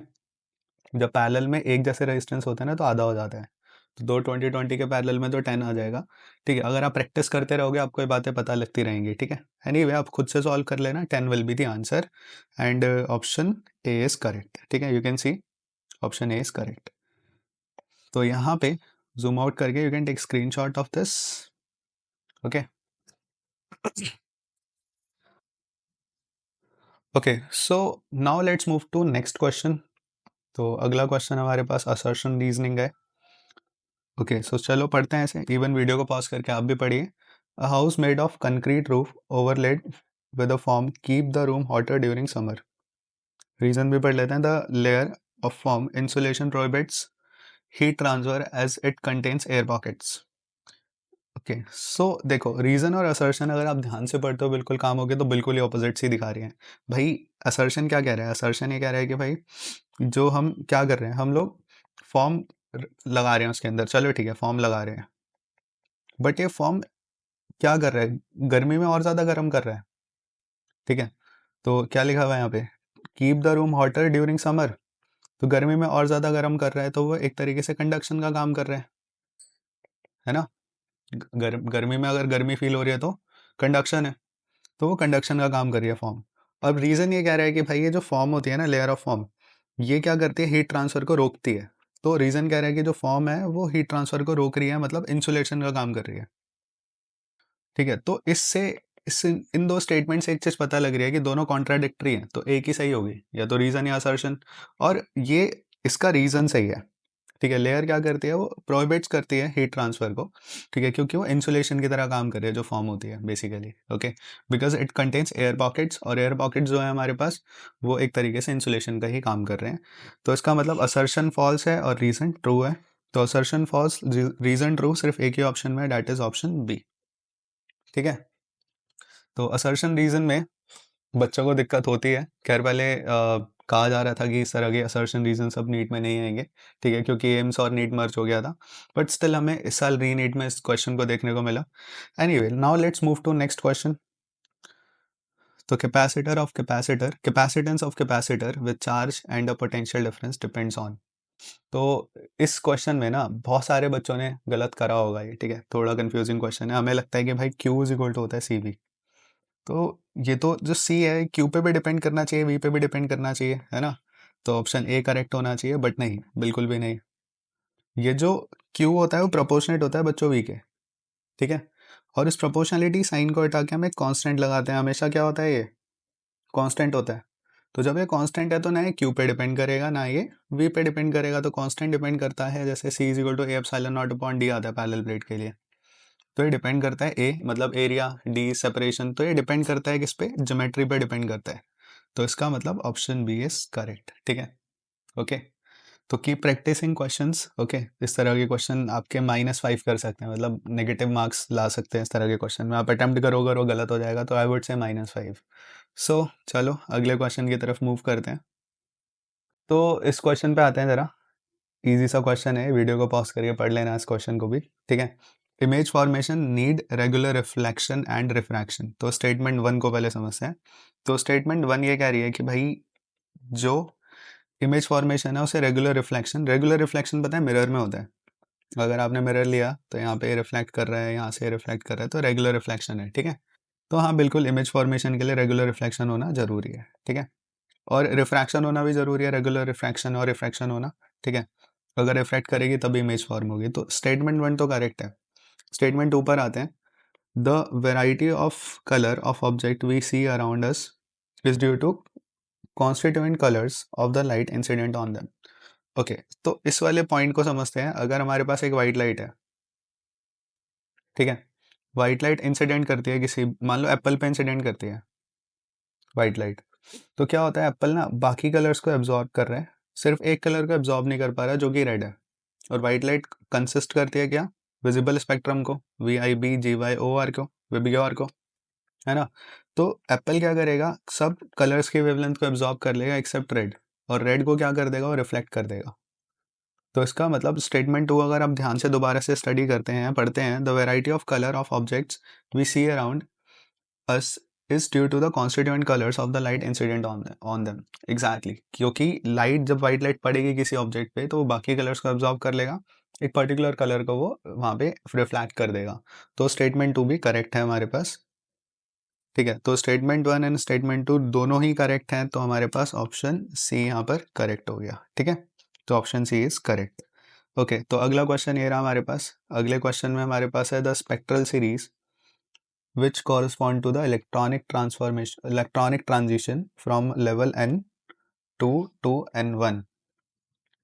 तो n1 जो है वो फिक्स है 4, ठीक है, और n2 जो है 5 6 आगे से जाके 4 पे गिर रहे हैं। तो अगर 1 पे गिरता तो वो लाइमन सीरीज होती है, 2 पे गिरता तो वो बाल्मर होती है, 3 पे गिरता तो वो पास्टियन सीरीज होती है, तो 4 पे होती है ब्रैकेट, ठीक है। तो option B is correct. Simple सा क्वेश्चन था ये, ठीक है। तो ऑप्शन बी इज करेक्ट। तो चलो चलते हैं अगले क्वेश्चन की तरफ। अगला क्वेश्चन है particle executing simple harmonic motion with amplitude A has same potential and kinetic energies at the displacement. तो किस डिस्प्लेसमेंट पर काइनेटिक और पोटेंशियल एनर्जी सेम होगी। तो इसके लिए आपको पहले काइनेटिक और पोटेंशियल एनर्जी का फॉर्मूला पता होना चाहिए, ठीक है। तो काइनेटिक एनर्जी का फॉर्मूला होता है half M omega square A square cos square omega T, ठीक है। और पोटेंशियल एनर्जी का फॉर्मूला होगा half M omega square sorry sine square omega T, ठीक है। तो काइनेटिक एनर्जी और पोटेंशियल एनर्जी का फॉर्मूला हमारे पास ये है। अब वो कह रहे हैं कि डिस्प्लेसमेंट बतानी है हमें जहाँ पे एनर्जी सेम हो। एनर्जी सेम कब होगी, जब sine square theta sine square omega T और cos square omega T same होंगे, और ये एंगल होगा ओमेगा टी 45 डिग्री होगा, ठीक है। मतलब पाई बाय 4 होगा, तभी सेम होते हैं, ठीक है। साइन और कॉस की वैल्यू पाई बाय 4 पे सेम होती है, तो उनके स्क्वायर की वैल्यू भी सेम होगी। तो ये हमें पता लग गया ओमेगा टी पाई बाय 4 है, तो y इज इक्वल टू आ गया A sine omega T, A sine pi by 4, और साइन पाई बाय 4 कितना होता है 1/√2। तो a/√2 इसका आंसर है, ऑप्शन सी इज करेक्ट, ठीक है। तो इसका सी ऑप्शन करेक्ट है। चलो चलते हैं अगले क्वेश्चन की तरफ। अब अगला क्वेश्चन ये रहा, 2 slits of YDAC young double slit experiment wave optics का क्वेश्चन आ गया, ठीक है। और वो जो 2 स्लिट के बीच का जो डिफरेंस है वो हमारे पास है 1.5 मिलीमीटर, ठीक है। तो 1.5 मिलीमीटर अपार्ट है। The screen is placed at a distance of this. तो स्क्रीन और स्लिट्स के बीच का जो डिस्टेंस है दिस इज ऑफ 1 मीटर। और याद रखिएगा कि अगर आपको कभी कंफ्यूजन हो स्मॉल डी और कैपिटल डी कौन सा है, तो कैपिटल डी मीटर के ऑर्डर में होगा और स्मॉल डी मिलीमीटर के ऑर्डर में होगा, ठीक है। आगे बढ़ते हैं। The wavelength of light used is this. तो वेवलेंथ हमारे पास कितनी है, 600 इंटू 10⁻⁹ मीटर। तो हमें वेवलेंथ इतनी गिवन है, तो फ्रिंज विड्थ निकालनी है, फ्रिंज सेपरेशन निकालना है। तो YDAC के अंदर फ्रिंज विड्थ होती है लैम्डा डी अपॉन डी। तो बीटा यहाँ से निकल कर आ गया 600 इंटू 10⁻⁹ इंटू डी। डी हमारे पास कितना निकल कर आया है, डी हमारे पास है 1/1.5 मिलीमीटर, ठीक है। तो यहाँ से निकाल लेंगे अब आप लोग, कितना आ जाएगा, तो ये आ जाएगा हमारे पास 400 ही आ गया। तो 400, ठीक है। मिलीमीटर को भी मैं ऐसे लिख देता हूँ 10⁻⁻3 10⁻⁹ ऊपर जाके +3। तो बीटा निकल कर आ गया, आई थिंक ये आ गया -6, और -6 आ गया 4 इंटू 10⁻⁻4 मीटर, ठीक है। और let me cross check this, yeah so option D is correct, ठीक है। तो डी ऑप्शन करेक्ट है इसका। ऑल राइट, तो चलते हैं अब अगले क्वेश्चन की तरफ। अगला क्वेश्चन ये रहा हमारे पास। Let us consider 2 solenoids A and B made from same magnetic material. दोनों का मैग्नेटिक मटेरियल सेम है, ठीक है। Of relative permittivity mu R, equal area, length twice है, नंबर ऑफ टर्न्स हाफ है। तो रेशो बतानी है क्या होगी। तो सेल्फ इंडक्टेंस का फॉर्मूला होता है L is equal to mu naught N square A into L, ये होता है। ठीक है, तो चलो क्वेश्चन पे वापस से आते हैं। तो भाई म्यू आर दोनों के लिए सेम है। ठीक है, तो अगर मैं मीडियम यहाँ पे ले लेता हूँ तो म्यू एम आ जाएगा, और म्यू एम को मैं लिख सकता हूँ mu R mu naught N square A L. तो ये दोनों के लिए सेम है, और क्रॉस सेक्शन एरिया भी दोनों के लिए सेम है। ठीक है, यहाँ तक हो गया, क्रॉस सेक्शन एरिया सेम है। Length of A is twice of length of B. ठीक है, and number of turns per unit length of A is half of number of turns per unit length of B. So the ratio of self inductance of the two solenoids. तो अगर मैं L A upon L B करता हूँ, तो L A upon L B is equal to mu R mu naught A divide by mu R mu naught A, दोनों के लिए same है ना, एन स्क्वायर। ठीक है, N A square L A N B square L B. तो ये हो गया, इससे कैंसिल आउट।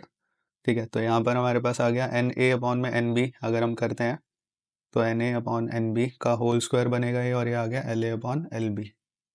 ठीक है, तो ये आ गया N A upon N B is 1/2 का होल स्क्वायर, और L A upon L B अगर मैं निकालता हूँ तो ये आ गया एल ए की जगह ट्वाइस ऑफ। ठीक है, तो twice of L A, sorry twice of L B divide by L B, ये कैंसिल आउट हो गया। तो यहाँ से आ गया 2/4 विच इज़ 1/2।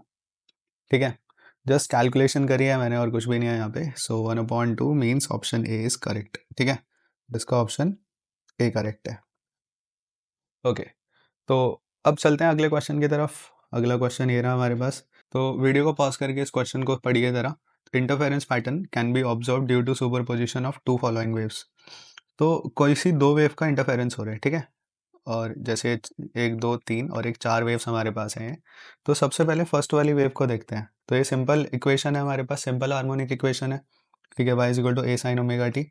सेकेंड वाली जो इक्वेशन है A two sine omega T cos omega T आ जाएगा, साइन टू डीटा का फॉर्मूला लगाएंगे, और इधर आ जाएगा हमारे पास कितना, इधर आ जाएगा हमारे पास 3 sign omega T minus 4 sine cube omega T. Don't worry, अगर आपको फॉर्मूला नहीं याद कोई दिक्कत नहीं है। तो बी और डी वाले को अगर आप देखते हो तो बी और डी के अंदर हमारे पास ये सिंपल इक्वेशंस नहीं है। तो इंटरफेरेंस पैटर्न जो शो होता है वो सिंपल इक्वेशंस में होता है। तो इसका मतलब ए और सी। ठीक है, तो ऑप्शन ए एंड सी ये दोनों जो इक्वेशंस है इंटरफेरेंस पैटर्न ऑब्जर्व करेंगे। ठीक है, ओके, अब अगले क्वेश्चन की तरफ चलते हैं। तो अगला क्वेश्चन है हमारे पास, when the output of an OR gate is applied to the input of NOT gate. तो हम और गेट बना देते हैं यहाँ पे। तो और गेट का जो आउटपुट है ये कनेक्टेड है किसके साथ, नॉट गेट के साथ। ठीक है, ये दोनों इनपुट हो गए ए बी। ठीक है, तो ये और गेट का आउटपुट हो गया ए प्लस बी, और यहाँ पर आ गया ए बी ऊपर ऐसे बाहर। ठीक है, तो और प्लस नॉट क्या बनता है, ये बनता है बच्चों नॉर। ठीक है, then the combination of gate is NOR gate, option B is correct. बहुत सिंपल क्वेश्चन था ये, इवन पेन भी उठाने की जरूरत नहीं है इस क्वेश्चन के अंदर, if you know the logic gates. Okay, तो चलते हैं अगले क्वेश्चन की तरफ। अगला क्वेश्चन ये रहा हमारे पास, ये हमारा क्वेश्चन है यूनिट्स एंड डायमेंशन से। वीडियो को पॉज करके क्वेश्चन को एक बार पढ़ना, थोड़ा बड़ा क्वेश्चन है ये। The pitch of an error free screw gauge. तो पिच हमें गिवन है यहाँ पे 1 मिलीमीटर, और डिवीजन कितने गिवन है, 100 डिवीजन हमें गिवन है। While measuring the diameter of thick wire, तो हम डायमीटर को मेजर कर रहे हैं, और पिच जो है वो जो स्केल है वो रीड करता है। ठीक है, क्या रीडिंग कर रहा है स्केल, तो स्केल रीड कर रहा है 1 मिलीमीटर, एंड जो सर्कुलर स्केल है उसकी 63rd डिवीजन को वो रीड कर रहा है।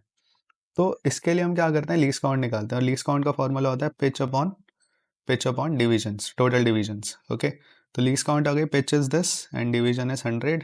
सो least count is equal to कितने आ गई लीस्ट काउंट, 0.01 मिलीमीटर। ठीक है, तो अब अगर मैं डायमीटर की बात करता हूँ तो डायमीटर होते हैं मेन स्केल रीडिंग जो कि 1 मिलीमीटर, और प्लस में आता है least count into division of circular scale. तो division of circular scale is 63। तो डायमीटर आ गया 1 millimetre plus least count is 0.01 millimetre into 63। So diameter is 1 millimetre plus 0.63 millimetre, and diameter is equal to 1.63 millimetre. अगर आप option को देखते हो तो मिलीमीटर में तो कोई आंसर नहीं दिख रहा हमें, तो देखो ज़रा ऑप्शन बी को ध्यान से। तो अगर मैं इसको सेंटीमीटर में कन्वर्ट करता हूँ तो मैं इस तरीके से इसको लिख दूंगा, तो 0.163 सेंटीमीटर। तो ऑप्शन बी इज करेक्ट। ठीक है, तो चलते हैं अब अगले क्वेश्चन की तरफ। सो अगला क्वेश्चन है water is used as a coolant in nuclear reactors. तो न्यूक्लियर रिएक्टर में कूलेंट की तरह वाटर एक्ट करता है, बिल्कुल सही बात है, वाटर एक्ट करता है। क्यों करता है ये पूछ रहे हैं हम यहाँ पे। कूलेंट क्या करेगा, न्यूक्लियर रिएक्टर को ठंडा रखने की कोशिश करेगा, ठीक है।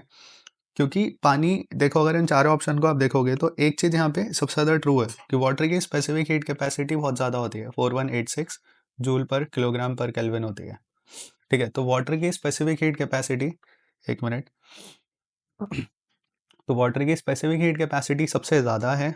तो अल्टीमेटली क्या रिजल्ट आ गया हमारे पास कि भाई बी ऑप्शन इज करेक्ट। और स्पेसिफिक हीट कैपेसिटी का मतलब क्या होता है मैं वो भी बता देता हूँ आपको कि भाई ये बहुत देर तक हीट को परसिस्ट कर सकता है, ठीक है। मतलब कितनी कैपेसिटी हीट को परसिस्ट करने की। तो वाटर अगर हीट को बहुत देर तक परसिस्ट कर रहा है तो मतलब वो जो रिएक्टर है उसको ठंडा रख रहा है, ठीक है। So option B is correct. Okay, so now let's move to next question. तो अगला क्वेश्चन ये रहा हमारे पास, if work function of photo sensitive material in electronvolt. और ये भी बहुत लेंथी क्वेश्चन है तो एक बार आप वीडियो को पॉज करके इस क्वेश्चन को भी पढ़ना, ठीक है। तो हमें यहाँ पे फोटो सेंसिटिव मटेरियल के लिए वर्क फंक्शन हमें ईवी में गिवन है, ठीक है, इलेक्ट्रोवोल्ट में गिवन है। The light of wavelength is this H C upon E. तो यहाँ पे जो स्मॉल ई है ना, ये जो स्मॉल ई यहाँ पे आपको दिख रहा है ये एनर्जी है, ठीक है। तो वेवलेंथ का फॉर्मूला एच सी अपॉन ई होता है, ठीक है। तो दिस इज एनर्जी। आगे है हमारे पास, ओके ये बस क्वेश्चन लेंदी है, ठीक है। देखो जरा आगे पढ़ोगे ना, अब तो यहाँ पे लिखा हुआ है the threshold value at an instant then the maximum kinetic energy of the photoelectron ejected by it at the instant. तो हमें निकालना है कि यहाँ पे मैक्सिमम काइनेटिक एनर्जी बतानी है, ठीक है। तो यहाँ पे लिखा हुआ है ना, देखो अगर आप पूरा क्वेश्चन को पढ़ोगे कि भाई ये वर्क फंक्शन है हमारे पास, ओके। तो बताओ यहाँ पर मैक्सिमम काइनेटिक एनर्जी कितनी आएगी। तो आइंस्टाइन्स इक्वेशन अगर मैं लगाता हूँ तो एनर्जी जो होती है वो होती है वर्क फंक्शन प्लस में के मैक्स। और एनर्जी यहाँ पे स्मॉल ई से डिनोट कर रखी है 5 प्लस के मैक्स। तो के मैक्स कितना निकल कर आ गया, के मैक्स निकल कर आ गया हमारे पास कितना, ई माइनस 5, ठीक है। तो ई माइनस 5 अगर हम देखते हैं तो कौन सा ऑप्शन करेक्ट है यहाँ पे, ऑप्शन सी इज करेक्ट। बहुत सिंपल क्वेश्चन था ये, ठीक है। मैंने क्वेश्चन को पूरा पढ़ा नहीं क्योंकि आई सपोज आपने इस पूरे क्वेश्चन को पढ़ लिया होगा खुद से ही, ठीक है। इवन आप अगर आप बहुत फटाफट भी रीड करोगे you will get it, it is based on Einstein's equation, ठीक है, Einstein's photoelectric equation. So now let's move to next question. अगला क्वेश्चन है हमारे पास, ये आइटम पे बेस्ड क्वेश्चन है एनर्जी लेवल डायग्राम पे। और इस पेपर में हमने दूसरा क्वेश्चन देखा जो एनर्जी लेवल डायग्राम पे आ रहा है। तो some energy levels of molecule are shown in figure then their wavelength of transition with their wavelength of transition then। तो wavelength की हमें रिलेशन बतानी है कौन सी होगी। देखो वेवलेंथ इन्वर्सली होती है, वेवलेंथ का फॉर्मूला होता है क्या, अभी पीछे न्यूमेरिकल में देखा था हमने, वेवलेंथ का फॉर्मूला होता है एच सी अपॉन एनर्जी। तो वेवलेंथ इन्वर्सली है किसके, एनर्जी के, ठीक है। तो यहाँ पर अगर आप देखोगे λ3, λ2 और λ1 के लिए एनर्जी को देखो E3, E2 एंड E1। तो कौन सी एनर्जी सबसे ज़्यादा है, यहाँ से लेकर यहाँ तक की एनर्जी सबसे ज़्यादा है। E3 एनर्जी कितनी है, तो E3 एनर्जी हमारे पास है 2 ई है ना। सो वेट, दिस इज 2 ई, ठीक है। और E1 एनर्जी, E2 एनर्जी कितनी है, E2 is for λ2, right, and this is 1 E, 1 E. And the last one is this, last one is this one λ1। λ1 कितनी है 5/2, और इसमें से इसको सब्ट्रैक्ट करोगे तो कितना आ जाएगा, 4 minus 5/2 is 3/2। So this is 1.5 of E, ठीक है। So I can write it as 1.5 of E. तो यहाँ पर अगर आप देखते हो इनको रिलेट करते हो तो हमारे पास ये आ जाएगा that E1 is greater than E2 and E3 is greater than all of these, okay. तो ये रिलेशन आ गई। तो इससे एक चीज़ पता लग गई कि जो λ3 है वो सबसे कम है, ठीक है। किससे कम है, λ1 से। और सबसे ज़्यादा कौन है, λ2, ठीक है, क्योंकि एनर्जी E2 वाली सबसे कम है क्योंकि इन्वर्सली रिलेशन होती है, ठीक है। तो अब इसको आप देखोगे तो इसके बेसिस पर देखो कौन सा हमारे पास ऑप्शन मैच कर रहा है, ठीक है। तो अगर मैं यहाँ पर देखता हूँ इसको तो देखो ज़रा, λ2 इज़ ग्रेटर देन λ1। तो ऑप्शन डी में भी मेरे को दिख रहा है λ2 इज़ ग्रेटर देन λ1, ठीक है। और तो कहीं नहीं दिख रहा मेरे को। और साथ के साथ जो λ2 है वो λ3 का ट्वाइस है, तो बेसिकली ज़्यादा ही है। तो ऑप्शन डी इज़ करेक्ट, ठीक है। बाकी का ऑप्शन इस तरीके से मैच नहीं कर रहा है, ठीक है। So you can see option D is correct, okay. इस क्वेश्चन के अंदर ये लिखा हुआ है the equilibrium state of a thermodynamic system is described by pressure, total heat, temperature, volume and work done. ठीक है, तो यहाँ पे बताना है कि भाई अप्रोप्रिएट आंसर क्या होगा, कि भाई हम किन किन फैक्टर से इक्विलिब्रियम स्टेट को डिस्क्राइब कर सकते हैं। तो देखो, सबसे पहले जानो कि इक्विलिब्रियम स्टेट होती क्या है। तो इक्विलिब्रियम स्टेट का मतलब है ऐसी स्टेट जो चेंज नहीं हो सकती, चाहे जैसे थर्मल इक्विलिब्रियम में रहे वो। ठीक है, तो अनचेंजेबल स्टेट। तो अनचेंजेबल स्टेट का मतलब होता है कि भाई वहां पर प्रेशर, ठीक है, टेम्परेचर एंड वॉल्यूम, ये डिफाइनिंग फैक्टर्स होते हैं, they should not be changed. Okay, so अगर मैं देखता हूँ प्रेशर, टेम्परेचर और वॉल्यूम, तो मतलब ए सी डी। तो ए सी डी मतलब ऑप्शन डी इज करेक्ट। ठीक है, तो अब चलते हैं अगले क्वेश्चन की तरफ। तो ये रहा हमारे पास next question, the electromagnetic radiation which is the smallest wavelength. तो आपको इसके लिए ये याद रखो, rich man in Vegas using X ray goggles, X ray goggles. ठीक है, तो rich for radio, micro, infrared, infra लिख देते हैं यहाँ पे। ठीक है, visible spectrum, UV radiation, X ray and then gamma radiation. ठीक है, तो अगर मैं इस साइड जाता हूँ, ठीक है, लेफ्ट टू राइट अगर मैं जाता हूँ, तो एनर्जी इंक्रीज करती है। और एनर्जी जो होती है वो होती है, एक मिनट, तो एनर्जी होती है हमारे पास एच सी अपॉन लैम्डा। ठीक है, तो energy H C upon lambda है, तो यहाँ पे जो वेवलेंथ होगी वो डिक्रीज होगी। तो अब हमें पूछ रहा है कि स्मॉलेस्ट वेवलेंथ किसकी है, तो हाईएस्ट एनर्जी गामा रेडिएशन की है। तो ई यहाँ पे हाईएस्ट है, तो यहाँ पर जो वेवलेंथ होगी वो स्मॉलेस्ट होगी। ठीक है, so option B is correct, gamma radiation. Okay, तो इस क्वेश्चन पे आते हैं, अब हम सेक्शन बी पे आ चुके हैं। ठीक है, सेक्शन बी के क्वेश्चन सेक्शन ए से थोड़े से कॉम्प्लेक्स हैं, थोड़े से। ठीक है, और साथ के साथ यहाँ पे हमें 15 में से 10 क्वेश्चन ही करने हैं। ठीक है, ऑल दो हम सारे क्वेश्चन करेंगे यहाँ पे। A box of mass 5 kilogram pull by a cord.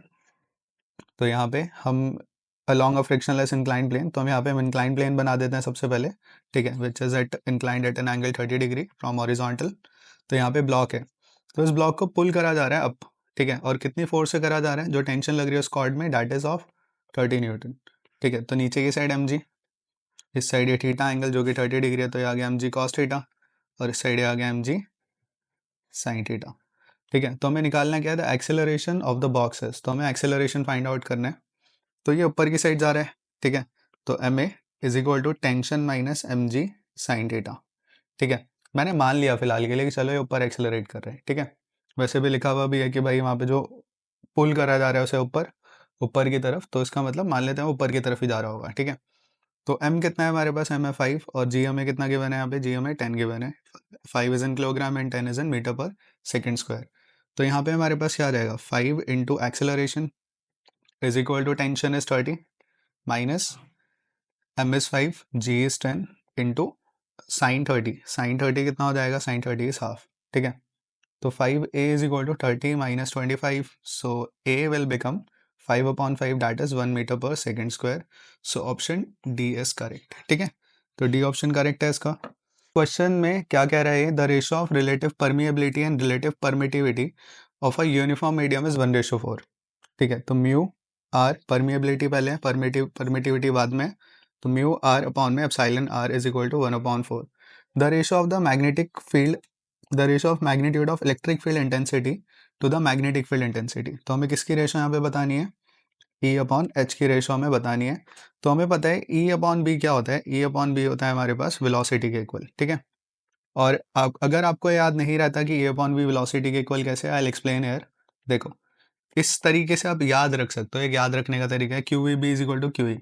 जो मैग्नेटिक फोर्स है उसको इलेक्ट्रोस्टैटिक फोर्स का इक्वल कर दो, वी से क्यू कैंसिल आउट हो गया, तो वेलोसिटी आ गई ई अपॉन बी। ठीक है, तो इससे आप याद रख सकते हो जो वेलोसिटी है, यहाँ पे मैंने स्पीड ऑफ लाइट ली है, और speed of light electromagnetic wave के लिए क्या होती है, अगर कोई भी मीडियम है हमारे पास, मीडियम में स्पीड ऑफ लाइट होती है 1/μm इंटू एप्सिलॉन एम। और ये जो बी है हमारे पास, मैं अगले स्टेप में इसको सॉल्व कर रहा हूँ, तो ये जो बी होता है हमारे पास, this B is equal to mu naught H. ठीक है, क्योंकि यहाँ पे मीडियम है तो हम क्या लिख देंगे यहाँ पे म्यू एम एच।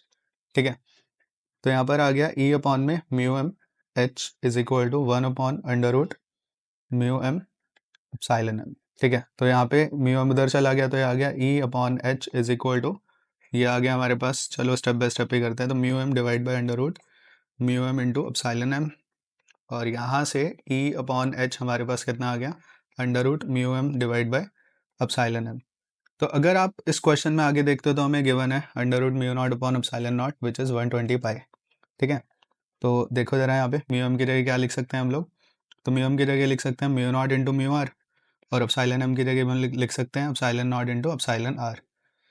ठीक है, तो E upon H is equal to mu naught upon epsilon naught is 120 pi, और mu R upon epsilon R में इतना गिवन है ये रहा। ठीक है, तो दिस इज 1/4। ओके, तो ये हमारे पास है। ओके, सो ये अंडर रूट ही इक्वल है ना, तो यहाँ पे ऐसे लिख दिया मैंने बाहर करके, और यहाँ आ गया हमारे पास 1/4। ठीक है, जो पूरा अंडर रूट वाला पार्ट था ना ये ही 120 पाई है, बाकी अंडर रूट वाली टर्म यहाँ पर आ गई विच इज इक्वल टू 1/4। तो E upon H is equal to 120 pi divide by 2 in that is of 60 pi. ठीक है, तो ये 60 पाई आ गया हमारे पास। ठीक है, तो अब देखते हैं जरा, E upon H 60 pi, so option C is correct, 60 pi ratio 1। Okay, तो इस क्वेश्चन के अंदर an object of mass 100 kilogram falls from point A to B as shown in figure. ठीक है, तो यहाँ पर एक मास है हमारे पास 100 किलोग्राम का, वो कहाँ से कहाँ जा रहा है, इस ए पॉइंट से लेके वो बी पॉइंट तक नीचे गिर रहा है। ठीक है, ए टू बी फॉल कर रहा है। Anyway, the change in its weight. ठीक है, तो हमें चेंज इन वेट बताना है यहाँ पे। The correct to the nearest integer is, तो देखो सबसे पहले वेट एट ए निकालते हैं। तो क्योंकि ये हाइट का कंसेप्ट है, तो हाइट के कंसेप्ट में क्या होता है, हाइट के कंसेप्ट में होता है एम जी। ठीक है, वेट का formula M G R E upon R E plus H. और यहाँ पे इस वाले केस में ए पॉइंट पर हाइट यहाँ से लेकर यहाँ तक कितनी है, तो ये हाइट हमारे पास 2r है। ठीक है, ए पॉइंट ग्राउंड से, ग्राउंड ये रहा, ए पॉइंट ये रहा, तो ये 2r हाइट पर है। तो यहाँ पर हाइट आ गई कितनी, 2r ई। ठीक है, तो यहाँ पे डब्ल्यू ए निकल कर आ जाएगा M G R E divide by R E plus 2r E. ठीक है, और यहाँ पे इसका स्क्वायर था, तो यहाँ पर ये स्क्वायर होता है यहाँ पे। ठीक है, which I forgot to mention earlier. तो W A is equal to कितना आ जाएगा, इसको नीचे कर देता हूँ solve. So W A is equal to M G R E square, तो 2 + 1 इज 3 एंड 3 का square is 9 R E square. So we get W A is equal to M G upon में 9। ठीक है, तो डब्ल्यू ए आ गया। अब हम लोग निकाल लेते हैं डब्ल्यू बी। तो डब्ल्यू बी कितनी हाइट पर है इस बार, M G R E divide by R E plus, इस बार जो हाइट है हमारे पास वो यहाँ से लेकर यहाँ तक की हाइट है। दैट इज, देखो कितनी हाइट हो जाएगी, टोटल हाइट 2 आ रही है, और ये वाली हाइट है आर ई बाई 2। तो ये वाली जो हाइट होगी 2r e minus R E by 2, तो it will be equal to 3 upon कितनी आ जाएगी, चलो मैं सॉल्व भी कर देता हूँ यहाँ पे। सो it is 2r e minus R E divide by 2। तो ये जो हाइट है हमारे पास ये कितनी आ गई, 4r e minus R E divide by 2। So will get 3/2r e। ठीक है, जिसका होल स्क्वायर। तो डब्ल्यू बी कितना आ गया, डब्ल्यू बी आ गया M G R E divide by R E plus, और इसको हम सॉल्व करेंगे तो आ जाएगा 5/2। ठीक है, आर ई इसका होल स्क्वायर, ऊपर भी स्क्वायर था। तो डब्ल्यू बी कितना आ गया, डब्ल्यू बी आ गया हमारे पास एम जी। ठीक है, और यहाँ पर इसको स्क्वायरिंग कर देंगे तो 4/25। ठीक है, और आर ई स्क्वायर से आर ई स्क्वायर कट जाएगा, तो ये डब्ल्यू बी आ गया। हमें चेंज निकालना है, तो चेंज अगर मैं निकालता हूँ तो हमारे पास आ जाएगा delta W, and that is equal to W B minus W A. ठीक है, तो डेल्टा डब्ल्यू कितना आ गया, डब्ल्यू बी कितना है हमारे पास, M G 4/25 minus W A M G divide by 9। तो एम जी मैंने कॉमन ले लिया, तो डेल्टा डब्ल्यू मेरे पास आ गया एम जी। ठीक है, और यहाँ पे एम कितना है, एम हमारे पास 100 है, जी को मैं ले लेता हूँ यहाँ पे 10। वैसे अब 9.8 भी लेके सॉल्व कर लो, बट ठीक है, ऑप्शंस में ज़्यादा डिफरेंस है, यू कैन सी। एक 49 है, ठीक है, 89 है, 5 एंड 10 है, तो जी को 10 लेके भी हम इजीली कैलकुलेट कर सकते हैं। अगर ऑप्शन में कम डिफरेंस होता, लाइक 49 होता, एक ऑप्शन 50 होता, तो फिर जी को 9.8 लेके सॉल्व कर लेते हैं। तो ये तो छोटी मोटी ट्रिक्स हैं which you should know while you are solving the question paper. Okay, तो चलते हैं अब आगे सॉल्व करते हैं इसे। तो यहाँ पर हमारे पास आ गया 25 × 9। ठीक है, तो यहाँ पर ये आ गया 4 × 9 इज 36 माइनस 25।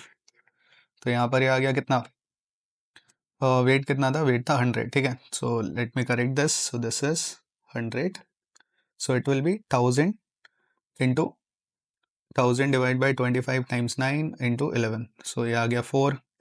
ठीक है, तो ये आ गया 440। ठीक है, एक्चुअली 40 आना था ये, तो आ गया 440 divide by 9। So delta W is approximately equal to 49 newtons. ठीक है, so 49 newtons means option A is correct. Okay, तो देखो जरा अगला क्वेश्चन अब। तो ये हमारे पास अगला क्वेश्चन है। अगेन वीडियो को पॉज करके एक बार खुद से ट्राई करना है इस क्वेश्चन को। तो हमें एक आर वेक्टर गिवन है, R vector is equal to I plus 2j bracket के बाहर ए कॉस ओमेगा टी। तो जो कॉस ओमेगा टी का फैक्टर आ रहा है तो उसका मतलब ये इक्वेशन कैसी है, साइनोसोडल है। ठीक है, एक कॉस की इक्वेशन है। तो जब यहाँ पे साइनोसोडल कर्व बनेगा, एक कॉस की इक्वेशन है, तो यहाँ पर ये शो करेगा सिंपल हार्मोनिक मोशन, और सिंपल हार्मोनिक मोशन होता है पीरियोडिक मोशन। और अगर मैं ऑप्शन ए और ऑप्शन बी को देखता हूँ यहाँ पे, तो पैराबोला की इक्वेशन कुछ ऐसे होती है, या फिर जैसे भी आप लिखना चाहो, चार होती हैं वैसे। y is equal to plus minus X square, X is equal to plus minus Y square. तो पैराबोला की इक्वेशन तो मैच नहीं कर रही है, और इलिप्स की इक्वेशन होती है X square upon A square plus Y square upon B square is equal to 1। तो ना ही एलिप्स की इक्वेशन को मैच कर रहे हैं। तो सी एंड डी, तो मतलब ऑप्शन डी इज करेक्ट। ठीक है, ओके। तो अगला क्वेश्चन देखते हैं। अगला क्वेश्चन ये रहा, a beam of unpolarised light of intensity I nought is pass through a polarised a, Polaroid, sorry, not polarized, ठीक है, Polaroid A, then through another Polaroid B oriented at 60 degree, and finally through the another Polaroid C oriented at 45 degree. Relative to B, the intensity of emergent light is. Okay, so ये Malus law पे based है question, ठीक है। Malus law is based on wave optics, ठीक है, it is a topic of wave optics। तो जब यहाँ से एक unpolarized light आ रही है, unpolarized light आ रही है, और यहाँ पर ये polarize हो रही है, तो इसकी इंटेंसिटी आधी हो जाएगी आई नॉट बाई 2, ठीक है। ओके, जब पोलरॉइड ए से जा रही होगी तो उसकी इंटेंसिटी कितनी हो जाएगी, it's intensity will become half, ठीक है, क्योंकि यहाँ पर लाइट एक एक्सिस की लाइट को कट कर रहा है जो पोलरॉइड है। अब यहाँ पे मान लेते हैं इंटेंसिटी इस जगह पर जो पहुंची, यहाँ से इस जगह पर जो इंटेंसिटी पहुंची यहाँ पे, उसे I1 ले लिया, और इस जगह पर जो पहुंचेगी यहाँ पे, इसे हमने I2 ले लिया। तो मैलिस लॉ के अकॉर्डिंगली जो I1 होता है वो होता है इससे पहले वाली intensity, that is I not by 2 into cos square, जो भी एंगल है इन दो पॉलरॉइड्स के बीच में। तो इन दो पॉलरॉइड के बीच में कितने डिग्री का एंगल, 60 डिग्री का, तो कॉस स्क्वायर 60 डिग्री। तो I1 हमारे पास कितना आ गया, तो I1 आ गया आई नॉट बाई 2 कॉस स्क्वायर 60, तो कॉस 60 होता है हाफ, और हाफ का स्क्वायर करोगे 1/4, तो I1 आ गया हमारे पास आई नॉट बाई 8। अब हम निकालते हैं I2। तो I2 जो होगा हमारे पास, स्टैटस I1 कॉस स्क्वायर, इस बार जो एंगल है हमारे पास वो है 45 बी और सी पॉलरॉइड्स के बीच में। तो यहाँ पर हमारे पास कितना आ गया, यहाँ पर हमारे पास आ जाएगा, it is equal to cos square 45. So I2 is equal to I1 is I naught by 8 into cos square 45 is 1 upon root 2 का स्क्वायर करोगे तो ये हमारे पास आ जाएगा 1 upon 2। तो I naught upon 16 will be the answer, ठीक है। तो यहाँ से अगर आप देखते हैं तो option A is correct, okay. तो इसका स्क्रीनशॉट ले लेना इस क्वेश्चन का if you want to. Okay, so now let's move to next question. अगला क्वेश्चन ये रहा हमारे पास, the displacement of travelling wave y is equal to this. तो पहले इस ट्रैवलिंग वेव की इक्वेशन को लिख लेते हैं, y is equal to C sine 2 pi by lambda A T minus X. इसको और सिंप्लीफाई करेंगे तो आ जाएगा y is equal to sine 2 pi A by lambda into T minus 2 pi by lambda into X, ठीक है। और मैं इसको जर्नल इक्वेशन से कंपेयर करता हूँ तो y is equal to A sine omega T minus K X. वैसे K X minus omega T है, बट लेट इट बी, ठीक है, बिकॉज क्योंकि इसमें हमें क्या बताना है, फ्रीक्वेंसी बतानी है। सो फ्रीक्वेंसी बताने के लिए what we do, will compare these two terms, this one and that, okay. So अगर मैं इनको कंपेयर करता हूँ तो हमारे पास क्या आ जाएगा, इनको कंपेयर करने के बाद जो ओमेगा है हमारे पास, that omega is equal to 2 pi A upon lambda. और ओमेगा किसके इक्वल होता है, तो ओमेगा होता है 2 पाई न्यू के इक्वल। तो 2 pi nu is equal to 2 pi A by lambda. 2 pi से 2 पाई गया तो फ्रीक्वेंसी आ गई A upon lambda. So option D is correct, ठीक है। तो इस क्वेश्चन पे आते हैं। इस क्वेश्चन में हमारे पास जो पोटेंशियल है हमें कितना गिवन है, potential energy given, potential energy हमें गिवन है A x square divide by under root x plus B, ठीक है। और हमें डायमेंशन बतानी है इसकी। तो यहाँ पर देखो जरा, डिनोमिनेटर को देखो, डिनोमिनेटर में दोनों टर्म्स ऐड हो रही हैं। तो मैं इसके लिए एक एग्जाम्पल लेके आपको समझाता हूँ। जैसे कि हमारे पास मान लो कोई क्वांटिटी है 5 मीटर स्क्वायर प्लस 5 मीटर, तो बताओ ये क्वांटिटी क्या बनेगी। और एक और एग्जांपल ले रहे हैं 5 metre square plus 15 metre square, तो ये क्वांटिटी क्या बनेगी, तो ये क्वांटिटी हो जाएगी 20 मीटर स्क्वायर, और इसे हम बोलेंगे एरिया। लेकिन यहाँ पर ये क्वांटिटी ऐड नहीं होगी, बिकॉज डिफरेंट यूनिट की जो टर्म्स होती हैं वो कभी ऐड नहीं होती, वो क्वांटिटीज ऐड नहीं होती। तो इसका मतलब अगर इस फॉर्मूले में दोनों टर्म्स ऐड हो रही हैं तो इन दोनों के जो डायमेंशनल फार्मूला होगा वो क्या होगा, वो सेम होगा। तो dimensional formula of B is equal to dimensional formula of root X. तो डायमेंशनल फार्मूला ऑफ बी कितना आ जाएगा, इट इज एल की पावर हाफ, क्योंकि जो एक्स है it is in length, it is length basically, ठीक है। तो यहाँ पे आते हैं, बी आ गया, अब ए निकाल लेते हैं। तो v is equal to, V कितना था हमारे पास, v is equal to A x square divide by under root x plus B. तो ये पोटेंशियल एनर्जी है, और पोटेंशियल एनर्जी का फॉर्मूला क्या होता है, पोटेंशियल एनर्जी का फॉर्मूला होता है M L square T raise to the power -2 is equal to A. ठीक है, यहाँ पर ये जो x है, तो x इज लेंथ बेसिकली, ठीक है। तो यहाँ पर हमारे पास आ जाएगा a लेंथ का स्क्वायर डिवाइड बाय, ये पूरी टर्म जो है वो इन दोनों की यूनिट सेम है, डायमेंशन सेम है, तो एल की पावर हाफ। तो ये एल स्क्वायर से ये कैंसिल आउट हो गया। तो जो ए है हमारे पास, इसका डायमेंशन कितनी आ गई, इसकी डायमेंशन आ गई एम एल की पावर हाफ टी की पावर -2। बट हमें क्वेश्चन में क्या निकालनी है, क्वेश्चन में हमें ये चीज़ निकालनी है, ठीक है। तो करते हैं अब इसे आगे सॉल्व। तो हमारे पास क्या आ जाएगा, ए स्क्वायर अपॉन में बी, ठीक है। तो ए स्क्वायर अपॉन में B is M square L की पावर हाफ का स्क्वायर करोगे, ये हमारे पास एल आ जाएगा -4, ठीक है। डिवाइड बाय बी, तो बी इज हाफ, तो यहाँ से ए स्क्वायर अपॉन बी जो है हमारे पास वो आ गया एम स्क्वायर एल की पावर हाफ टी की पावर -4, ठीक है। तो अब ऑप्शन से इसे मैच करते हैं ज़रा, एम की पावर 2 एल की पावर हाफ टी की power -4, so option C is correct, ठीक है। तो चलते हैं अगले क्वेश्चन की तरफ। अगला क्वेश्चन ये रहा हमारे पास, बहुत सिंपल सा क्वेश्चन है ये। The value of electric potential at a distance of 9 centimetre, point charge हमें गिवन है, ठीक है। तो पोटेंशियल की value due two point charge हमारे पास होती है के क्यू अपॉन आर। के कितना है, 9 इंटू 10 की पावर 9। क्यू कितना है हमारे पास, क्यू है 4 इंटू 10 की पावर -7। और जो आर है हमारे पास, this R is of 9 centimetre. तो मीटर में कन्वर्ट कर दिया हमने इसको, तो वी हमारे पास आ गया 4 इंटू 10 की power 11 -7। So potential is 4 into 10 की पावर 4 वोल्ट, ठीक है। So option D is correct, ठीक है। तो देखते हैं अगला क्वेश्चन क्या है। अगला क्वेश्चन ये रहा हमारे पास, and this is question number 43, ठीक है। The magnetic moment of iron bar is M. तो एक आयरन बार है हमारे पास, ठीक है। मान लेते हैं इसकी लेंथ एल है, तो इसकी जो मैग्नेटिक मोमेंट है, this is capital M, small M into L, small M is pole strength, ठीक है। दिस इज पोल स्ट्रेंथ, ठीक है। और मैंने इस बार जो टोटल लेंथ है बेसिकली 2L लिखा हुआ देखा होगा आपने, मैंने इसको L ले लिया यहाँ पे। तो जो मैग्नेटिक मोमेंट हमें गिवन है आयरन बार की, वो हमें कितने गिवन है, वो कैपिटल M गिवन है। अब आगे चलते हैं। नाउ एक मिनट, it is now bend in such a way that it forms an arc section of a circle subtending an angle of 60 degree. तो अब इसको हमने, जो बार थी ना हमारे पास, ये जो आयरन बार थी, इसको हमने ऐसे बेंड कर दिया, ठीक है। और बेंड करने के बाद हमने कैसा बना दिया इसको, एक सर्कुलर आर्क बना दिया, जो सेंटर से कितना एंगल बना रही है, सेंटर से 60 डिग्री एंगल बना रही है। तो इस बार ये जो लेंथ है ये रही एल, ठीक है, वो लेंथ वही है, ठीक है। अब यहाँ पर एक और चीज़ मैं आपको बताता हूँ, जो एम डैश होता है ना, ये लेंथ के वेक्टर के अलॉन्ग होता है। जो एम होता है, एम वेक्टर जो होता है, वो लेंथ के वेक्टर के अलॉन्ग होता है। तो इस बार जो लेंथ वेक्टर है, उसकी जो डायरेक्शन मैं यहाँ पे ले रहा हूँ, वो इस साइड ऐसे ले रहा हूँ ये, ठीक है। तो इसके अलॉन्ग है ये। तो हम क्या करेंगे, यहाँ पर हम लोग निकालेंगे, अगर मैं एम डैश यहाँ पे लिखता हूँ, so it is equal to M into L dash. तो ये जो लाइन मैंने ड्रॉ करी है, this line is L dash, okay. Okay, clear है। तो पोल स्ट्रेंथ सेम रहेगी, क्योंकि वही सेम बार मैग्नेट हम यहाँ पे भी ले रहे हैं, ठीक है। तो अब चलो इसको सॉल्व करते हैं। यहाँ से एक लाइन ड्रॉ करी है मैंने, ठीक है। यहाँ पर ये एंगल हो गया हमारे पास कितना, 30 डिग्री। तो ये जो लेंथ है, this is L dash by 2। तो इस राइट एंगल ट्राइंगल के अंदर, ये एल डैश बाई 2, ठीक है, perpendicular upon hypotenuse, hypotenuse is radius, ठीक है। ये राइट एंगल ट्राइंगल है ना, ये रहा। तो this is perpendicular, this is theta, perpendicular hypotenuse, ठीक है।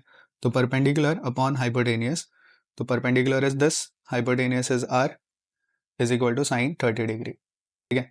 तो यहाँ से जो एल डैश है हमारे पास, वो कितना आ गया, तो 2r साइन 30 डिग्री, ठीक है। तो एल डैश आ गया 2 इंटू आर साइन 30 कितना होता है, हाफ। तो ये एल डैश कितना आ गया, एल डैश यहाँ पे आर के इक्वल आ गया, ठीक है।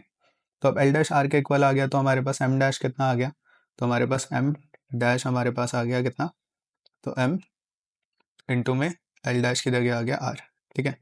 अब इस आर को निकालने का तरीका क्या होता है, तो इस आर को निकालने का तरीका है, थीटा इज इक्वल टू होता है आर अपॉन रेडियस।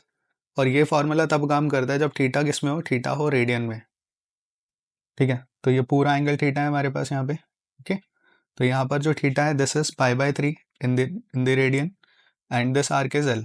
ये जो आर्क है हमारे पास दिस इज एल, ठीक है, एंड रेडियस इज आर। तो यहाँ से रेडियस कितनी निकल कर आ गई, रेडियस निकल कर आ गई 3l/π।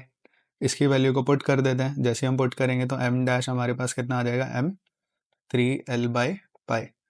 तो m dash is equal to 3/π और ये आ गया m इंटू एल। तो m इंटू एल अगर मैं निकालता हूँ तो m इंटू एल है किसके इक्वल, कैपिटल M के इक्वल है। So m dash is equal to 3/π capital M। काफ़ी अच्छा क्वेश्चन था ये, और इस पूरे जितना जो भी पूरा टेस्ट था ये, इसमें one of the best question है, ठीक है, और इवन काफ़ी दिमाग लगाने वाला क्वेश्चन था। सो ऑप्शन ए इज करेक्ट, ठीक है, तो इस क्वेश्चन का आंसर ए है, ठीक है। You can see and you can take screenshot of this question. Okay okay, so now let's move to next question. ये रहा हमारे पास अगला question, the steady state current in the circuit shown below is. तो हमें study state current निकालना है यहाँ पे। तो देखो ये कैपेसिटर है इधर, तो जब ये कैपेसिटर है तो इसका मतलब यहाँ पर करंट होगा, इस ब्रांच में कोई भी करंट नहीं होगा, ठीक है। तो इस ब्रांच में कोई करंट नहीं है, सो लेट्स डू इट। यहाँ से करंट आई गया, यहाँ पे भी करंट आई चला गया, और इधर की साइड करंट गया 0 एम्पेयर। तो जब थ्रू आउट करंट आई है, इधर भी आई करंट है, ये पूरा आई करंट है, तो हम इस वाली ब्रांच को ही ले रहे हैं, ठीक है। कौन सी ब्रांच को, ये पूरी ब्रांच। ये वाली ब्रांच यूज़ में नहीं है, ओके, क्योंकि यहाँ कोई करंट नहीं है। तो इस पूरी ब्रांच में जो इक्विवेलेंट रेजिस्टेंस है दिस इज ऑफ 2 + 3, ठीक है, सीरीज में है तो 2 + 3 which is 5 ohms. Voltage is 10 volt, ठीक है। तो रेजिस्टेंस है, वोल्टेज है, करंट का फॉर्मूला क्या होता है, V/R इक्विवेलेंट। तो it is 10/5 that is 2 ampere, ठीक है। तो करंट आ गया हमारे पास कितना, 2 एम्पेयर। चलते हैं अगले क्वेश्चन की तरफ। तो ये रहा अगला क्वेश्चन, सेमीकंडक्टर से लॉजिक गेट से क्वेश्चन है, ठीक है। तो जहाँ पर सिंगल इनपुट होता है, देखो जहाँ पे सिंगल इनपुट होता है ना, तो वो नॉट गेट होते हैं। तो नॉट गेट एक इकलौता ऐसा गेट है जहाँ पे सिंगल इनपुट होता है। तो आप घबराओ मत, ये सिंगल इनपुट ही आगे दो कर रहे हैं, ठीक है, और ये फिर बन रहा है नैंड गेट।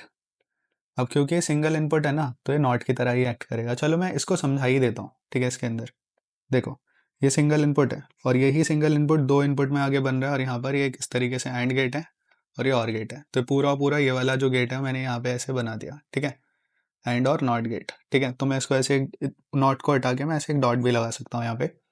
तो यहाँ से ए आ रहा था मान लो, तो इधर भी ए और इधर भी ए, तो ए ए, ठीक है।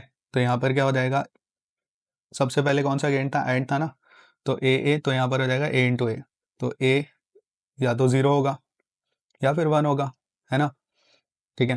तो ऐसा तो नहीं एक बार ए 1 होगा और एक बार 0, क्योंकि ए ए दोनों इनपुट वही हैं। तो यहाँ पर ये हो जाएगा 0 और यहाँ हो जाएगा 1, ठीक है, मल्टीप्लाई करोगे तो। लेकिन उसके बाद यहाँ पर ये डॉट है ना, तो ये डॉट क्या इंडिकेट कर रही है, नॉट को इंडिकेट कर रही है। तो ए का इन्वर्ट कर दोगे आप तो 1 0। तो 0 का हो गया 1, 1 का हो गया 0। तो ये किसकी तरह काम कर रहा है, पूरा पूरा गेट। तो ये पूरा पूरा गेट नॉट गेट की तरह ही काम कर रहे हैं। तो हमारे पास दो नॉट गेट हैं, एक नॉट गेट ये रहा और एक नॉट गेट ये रहा, और ये दोनों नॉट गेट इससे कनेक्ट है, ये नैंड गेट से कनेक्ट है, ठीक है। तो चलो ए और बी को लेते हैं अब हम लोग। तो इधर ये ए है, इधर ये बी है, ठीक है। तो इधर ये ए डैश हो गया, या ए बार लगा दो, जैसे भी आप करो, ठीक है। यहाँ पे ए बार आएगा, और यहाँ पर जो बी से निकल रहा है दिस इज बी बार, ठीक है, ठीक है, दिस इज बी बार। यहाँ से देख रहे हो ना आप, ये यहाँ से ए बार, ये यहाँ से क्योंकि नॉट गेट है तो बी बार, ठीक है। और इधर नाइन गेट है, तो नाइन गेट किससे पहले क्या होता है, नाइन गेट से पहले आता है, यहाँ पे नाइन गेट है, ठीक है, क्योंकि दो अलग अलग इनपुट्स हैं अब। तो नाइन गेट से पहले क्या आता है, एंड गेट आता है। तो यहाँ पे एक मिनट, यहाँ पे दिस इज बी बार, ठीक है। फिर नाइन गेट है, तो नाइन से पहले एंड आता है, तो एंड का आउटपुट क्या होगा, ए बार बी बार। और फिर उसके बाद है नाइन गेट, तो नाइन गेट एंड का उल्टा हो गया, तो ए बार बी बार का बार, इस तरीके से। तो 0 0 0 1 1 0 1 1, तो इसका उल्टा करोगे तो 0 का हो जाएगा 1 1 0 0, ठीक है। इसका इधर लिख दिया, 0 का हो जाएगा 1 0, इसका उल्टा हो जाएगा 1 और इसका उल्टा हो जाएगा 0, ठीक है। अब इन दोनों को मल्टीप्लाई करना है, किन दोनों को मल्टीप्लाई करना है, देखो इसको मल्टीप्लाई करना है, 1 आ गया, इसको मल्टीप्लाई करना है 0 0 0। अब उसका उल्टा करना है, तो 0 1 1 1। और ये जो ट्रुथ टेबल है, ये जो आउटपुट है ये और गेट का होता है, और गेट का कैसे होता है, और गेट में होता है जैसे इधर ये ए है, इधर ये बी है, तो ए प्लस बी होता है और गेट का बुलियन एक्सप्रेशन। तो 0 0 0 1 1 0 1 1, तो ये 0 1 1 1, तो आंसर क्या आ गया इसका, आंसर आ गया इसका और गेट। ठीक है, तो इवन हमें बुलियन एक्सप्रेशन बताना था, तो Boolean expression is A plus B. ठीक है, so option C is correct. Although आपको समझाने के लिए टाइम लगा, बट ये इतने लेंथी क्वेश्चन नहीं होते if you know the concept. Okay, according to the law of equipartition of energy, the number of vibrational mode of a polyatomic gas is constant. ठीक है, तो मान लेते हैं जो नंबर ऑफ वाइब्रेशनल मोड है, नंबर ऑफ वाइब्रेशनल मोड वो हमने एफ लेट कर लिया। ठीक है, और वो हमें क्या गिवन है यहाँ पे, कांस्टेंट गिवन है। याद रखिए कौन सी गैस है, पॉलीएटॉमिक। तो पॉलीएटॉमिक गैस के लिए 3 ट्रांसलेटरी मोड्स होते हैं। ठीक है, 3 रोटेशनल हो गए। ओके, तो 3 रोटेशनल और एफ वाइब्रेटरी हमने यहाँ पे ले लिया है। ठीक है, तो अगर मैं इसका law of equipartition of energy से फार्मूला निकालता हूँ, तो it is 3/2 KB into T plus 3/2 KB into T. ठीक है, and plus F into KB into T, ये आ जाएगा। ठीक है, तो this is for translational, this is for rotatory and this is for vibrational. अब आगे गामा में गिवन है, गामा इज CP/CV। ठीक है, तो हमें बताना क्या है यहाँ पे, हमें इसकी रिलेशन बतानी है, एफ की रिलेशन बतानी है, ये जो एफ है इसकी रिलेशन बतानी है in the terms of gamma. ठीक है, तो देखते हैं जरा इसको, पहले इसको सॉल्व कर लेते हैं। तो एनर्जी हमारे पास कितनी आ जाएगी, 3 + F। ठीक है, KB इंटू टी, इसको सॉल्व करने के बाद, और जो एनर्जी होती है वो होती है CV/R, KB into T at constant volume. Okay, तो इन दो इक्वेशन को कंपेयर करोगे तो CV हमारे पास कितना निकल कर आ जाएगा, तो CV/R 3 + F, तो CV निकल कर आ गया 3 + F इंटू R। ठीक है, अब मेयर्स रिलेशन लगाते हैं, तो CP जो होता है वो CV+R के इक्वल होता है, तो CP आ गया हमारे पास 3 + F इंटू R + R, तो CP हमारे पास आ गया कितना, 4 + F इंटू R। और CP/CV जो होता है हमारे पास वो होता है गामा के इक्वल। तो यहाँ से CP की जगह क्या आ गया, CP की जगह आ जाएगा हमारे पास 4 + F times R divide by 3 + F times R, से R हो गया कैंसिल आउट, क्रॉस मल्टीप्लाई करेंगे तो 3 gamma plus F gamma is equal to 4 + F। ठीक है, तो यहाँ से हम इसको सॉल्व कर लेते हैं आगे। जैसे हम इसको सॉल्व करेंगे तो यहाँ पर F into gamma minus F, ठीक है, 4 - 3 गामा, ये आ गया। ठीक है, क्या करा मैंने, इस F को इधर ले गया माइनस में और 3 गामा को उधर ले गया प्लस, ये प्लस में था इधर माइनस में हो गया। ठीक है, तो यहाँ से F कॉमन ले लिया और यहाँ पर आ गया 4 - 3 गामा डिवाइड बाय, क्योंकि F प्लस ले लिया था तो गामा -1। ठीक है, तो 4 - 3 गामा डिवाइड बाय गामा -1, तो इसको अगर हम कंपेयर करें पर इक्वेशन के साथ, तो 4 - 3 gamma divide by gamma -1, option C is correct. ठीक है, तो सी ऑप्शन करेक्ट है। You can take screenshot of this question as well. Okay, चलो चलते हैं अगले क्वेश्चन की तरफ। ये रहा अगला क्वेश्चन हमारे पास, ये भी अच्छा क्वेश्चन है काफ़ी इस पूरे पेपर का। ठीक है, the amplitude of charge oscillating in a circuit decreases exponentially, तो Q is equal to Q0 e⁻RT/2L हमें ये गिवन है, where Q0 is a charge at t is equal to 0 second, the time in which the amplitude decreases to this। तो हमें यहाँ पे जो Q है वो Q0/2 गिवन है, तो चलो कर लेते हैं। तो यहाँ पर आ गया, मैं इसकी पावर माइनस थी ना, तो मैं इसको अपॉन में लेके जा रहा हूँ, RT/2L। ओके, तो Q0 से Q0 तो हो गया कैंसिल आउट, ये Q0 लिखा हुआ था। ठीक है, तो Q0 से Q0 तो हो गया कैंसिल आउट, क्रॉस मल्टीप्लाई करा तो e⁻RT/2L जो है वो 2 के इक्वल आ गया। अब इस e को उधर लेके जाएंगे तो नेचुरल लॉग बन जाएगा, तो RT/2L is equal to ln2, और ln2 हमें कितना गिवन है, it is equal to R हमारे पास है 1.5, T इज T 2, और L कितना है 12 इंटू 10⁻³ क्योंकि जो L है वो मिली हेनरी आ रही है। ठीक है, और नेचुरल लॉग इज 0.693। तो यहाँ से अगर मैं टाइम निकालता हूँ तो 2 इंटू 0.693, ठीक है, इंटू 12 इंटू 10⁻³ डिवाइड बाई 1.5। तो यहाँ से जो टाइम निकल कर आएगा हमारे पास, इसको हम सॉल्व करेंगे तो ये आ गया 1.5 होता है 3/2 के इक्वल, तो 3 नीचे 2 ऊपर। ठीक है, ये से कैंसिल आउट 4। ठीक है, तो यहाँ पर ये कितना आ गया 4 16 16 इंटू 0.693 इंटू 10⁻³ तो अब एक बार ऑप्शन पे हम नज़र डालते हैं, ऑप्शन क्या क्या है हमारे पास। तो अगर मैं 16 को 0.6 या 16 टाइम्स 6 अगर मैं करता हूँ या इवन 7 करता हूँ, उसको मैं अप्रॉक्सीमेटली 0.7 ले लेता हूँ, ठीक है। तो 16 इंटू 0.7 करता हूँ, अप्रॉक्सीमेटली ले रहा हूँ, ठीक है। हमें कैलकुलेशन फास्ट करनी है ना, इसलिए मैंने ये काम करा है। 0.693 को अप्रॉक्स करके 0.7 ले लिया, क्योंकि अगर आप ऑप्शन देखोगे तो ऑप्शन में बहुत डिफरेंसेस हैं। ये मिली सेकेंड है, ये मिली सेकेंड है, ठीक है। बाकी जो ऑप्शन है तो इसमें जो नंबर आ रहा है मिली सेकेंड को हटा दो तो वो सेम आ रहा है, तो या तो 19 होगा या 11 होगा, ठीक है। सो लेट्स सी, देखते हैं। तो 16 इंटू 7 कितना होता है? 16 इंटू 7 अप्रॉक्सीमेटली 112.7 है, तो 11.2। तो 11.2 इसका मतलब हो गया हमारे पास या तो बी है करेक्ट या फिर डी है करेक्ट। लेकिन इसके साथ क्या चल रहा था हमारा? 10 की पावर -3 भी चल रहा था। तो 10 की पावर -3 चल रहा है तो ये मिली में आ गया, ठीक है। तो option B is correct, 11.9 into 10 की पावर -3 सेकेंड्स, ठीक है। तो ये इस क्वेश्चन का था आंसर, ठीक है। देख लो एक बार, गो थ्रू कर लो खुद से। तो अब चलते हैं अगले क्वेश्चन की तरफ। अगला क्वेश्चन हमारा है 48th क्वेश्चन, ठीक है। और ये क्वेश्चन देख के लग रहा है मीटर ब्रिज का है।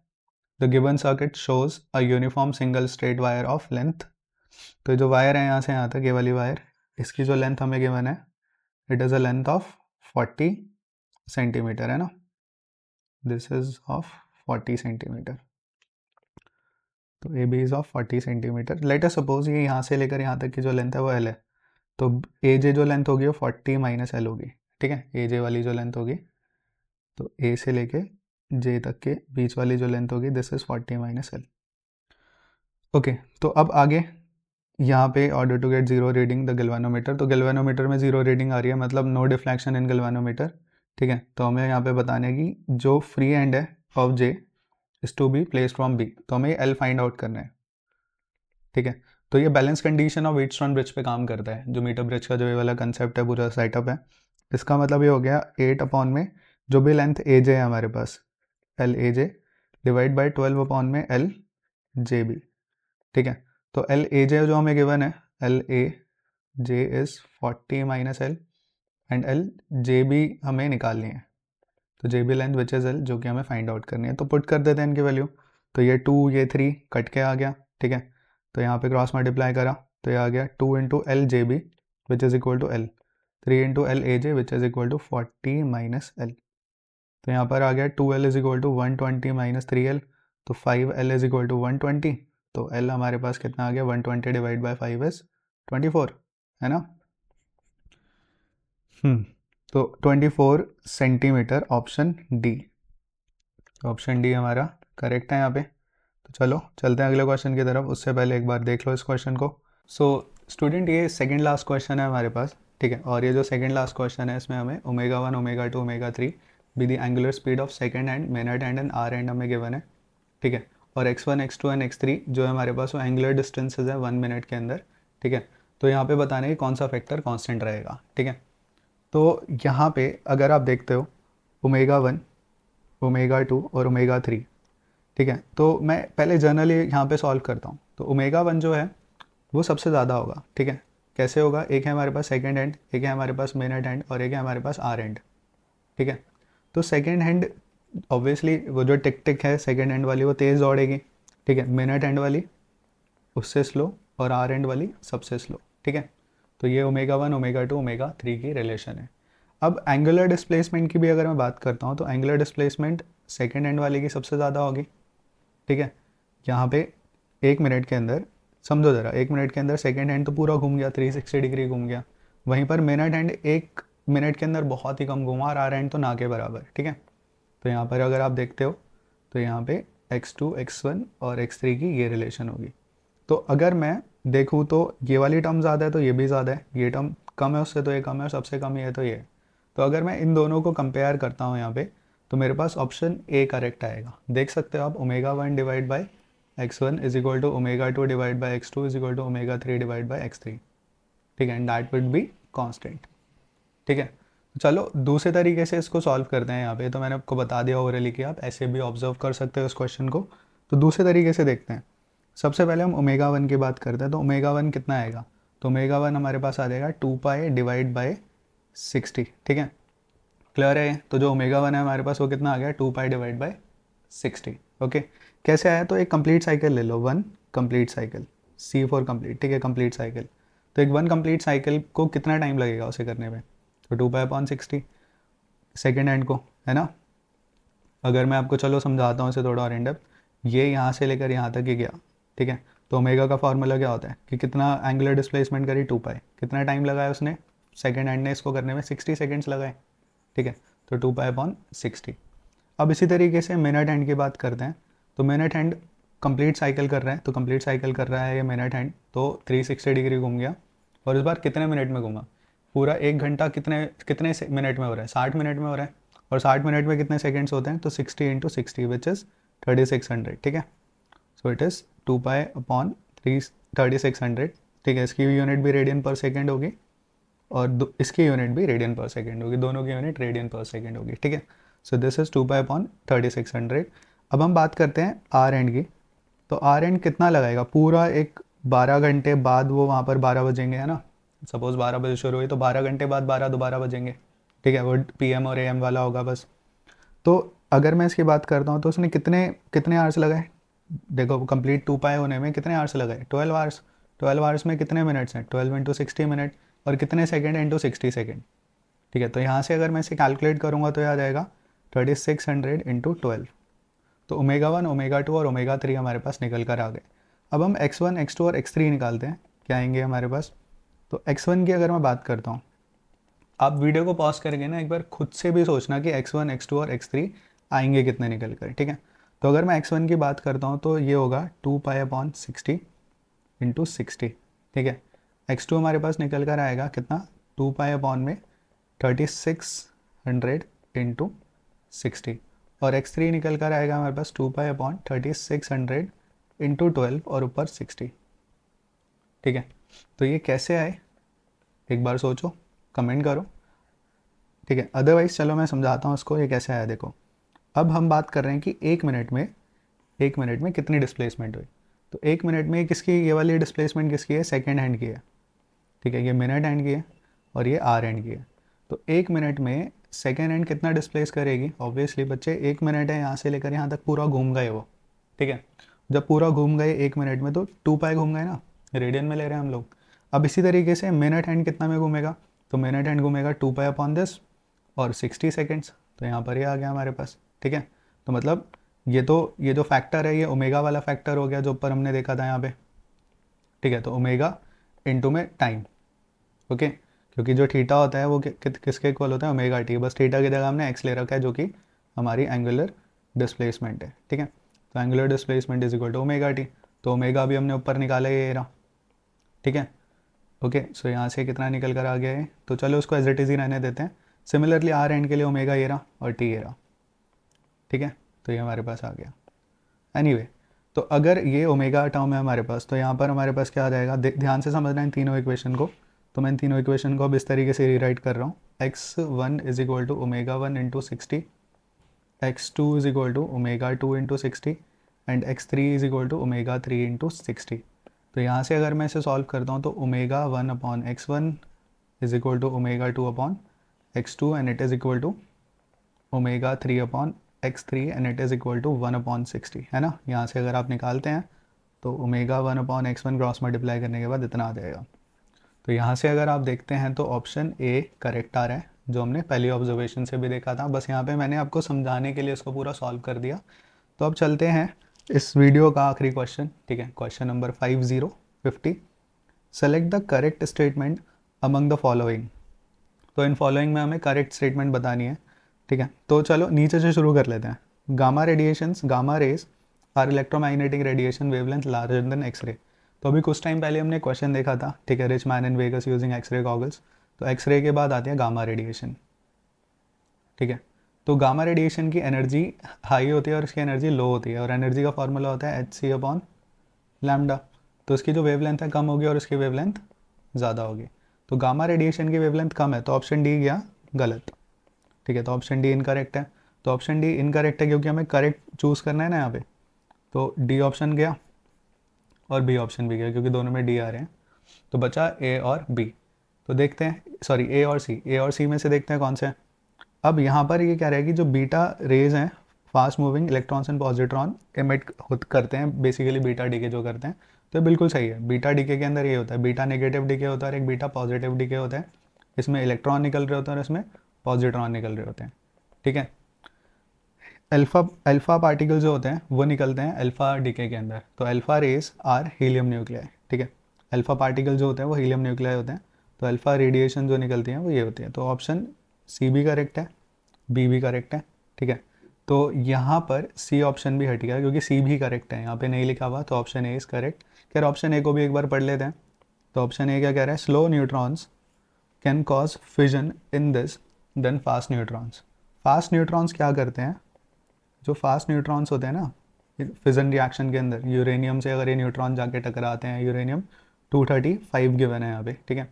तो यूरेनियम 235 से अगर एक न्यूट्रॉन टकराएगा तो हो जाएगा यूरेनियम 236, और ये फिर आगे डिसइंटीग्रेट हो जाएगा, ठीक है। कंट्रोल्ड या अनकंट्रोल्ड मैनर में वो डिपेंड करता है कि हम लोग किस तरीके से कहाँ पे यूज़ कर रहे हैं। बॉम्ब में यूज़ करें तो अनकंट्रोल, और बेसिकली अगर हम लोग पावर प्लांट में यूज़ कर रहे हैं तो कंट्रोल्ड मैनर में, ठीक है। लेकिन अगर फास्ट न्यूट्रॉन्स होंगे तो फास्ट न्यूट्रॉन क्या कर जाएंगे, स्कैटर कर जाएंगे, टकराएंगे नहीं, उसे डिसइंटीग्रेट नहीं करेंगे। तो ये न्यूट्रॉन स्लो होने चाहिए ताकि ये इस यूरेनियम 235 को डिसइंटीग्रेट करके अनस्टेबल बना सके। अगेन हम रिपीटिंग, फास्ट न्यूट्रॉन स्कैटर कर जाएंगे, ठीक है।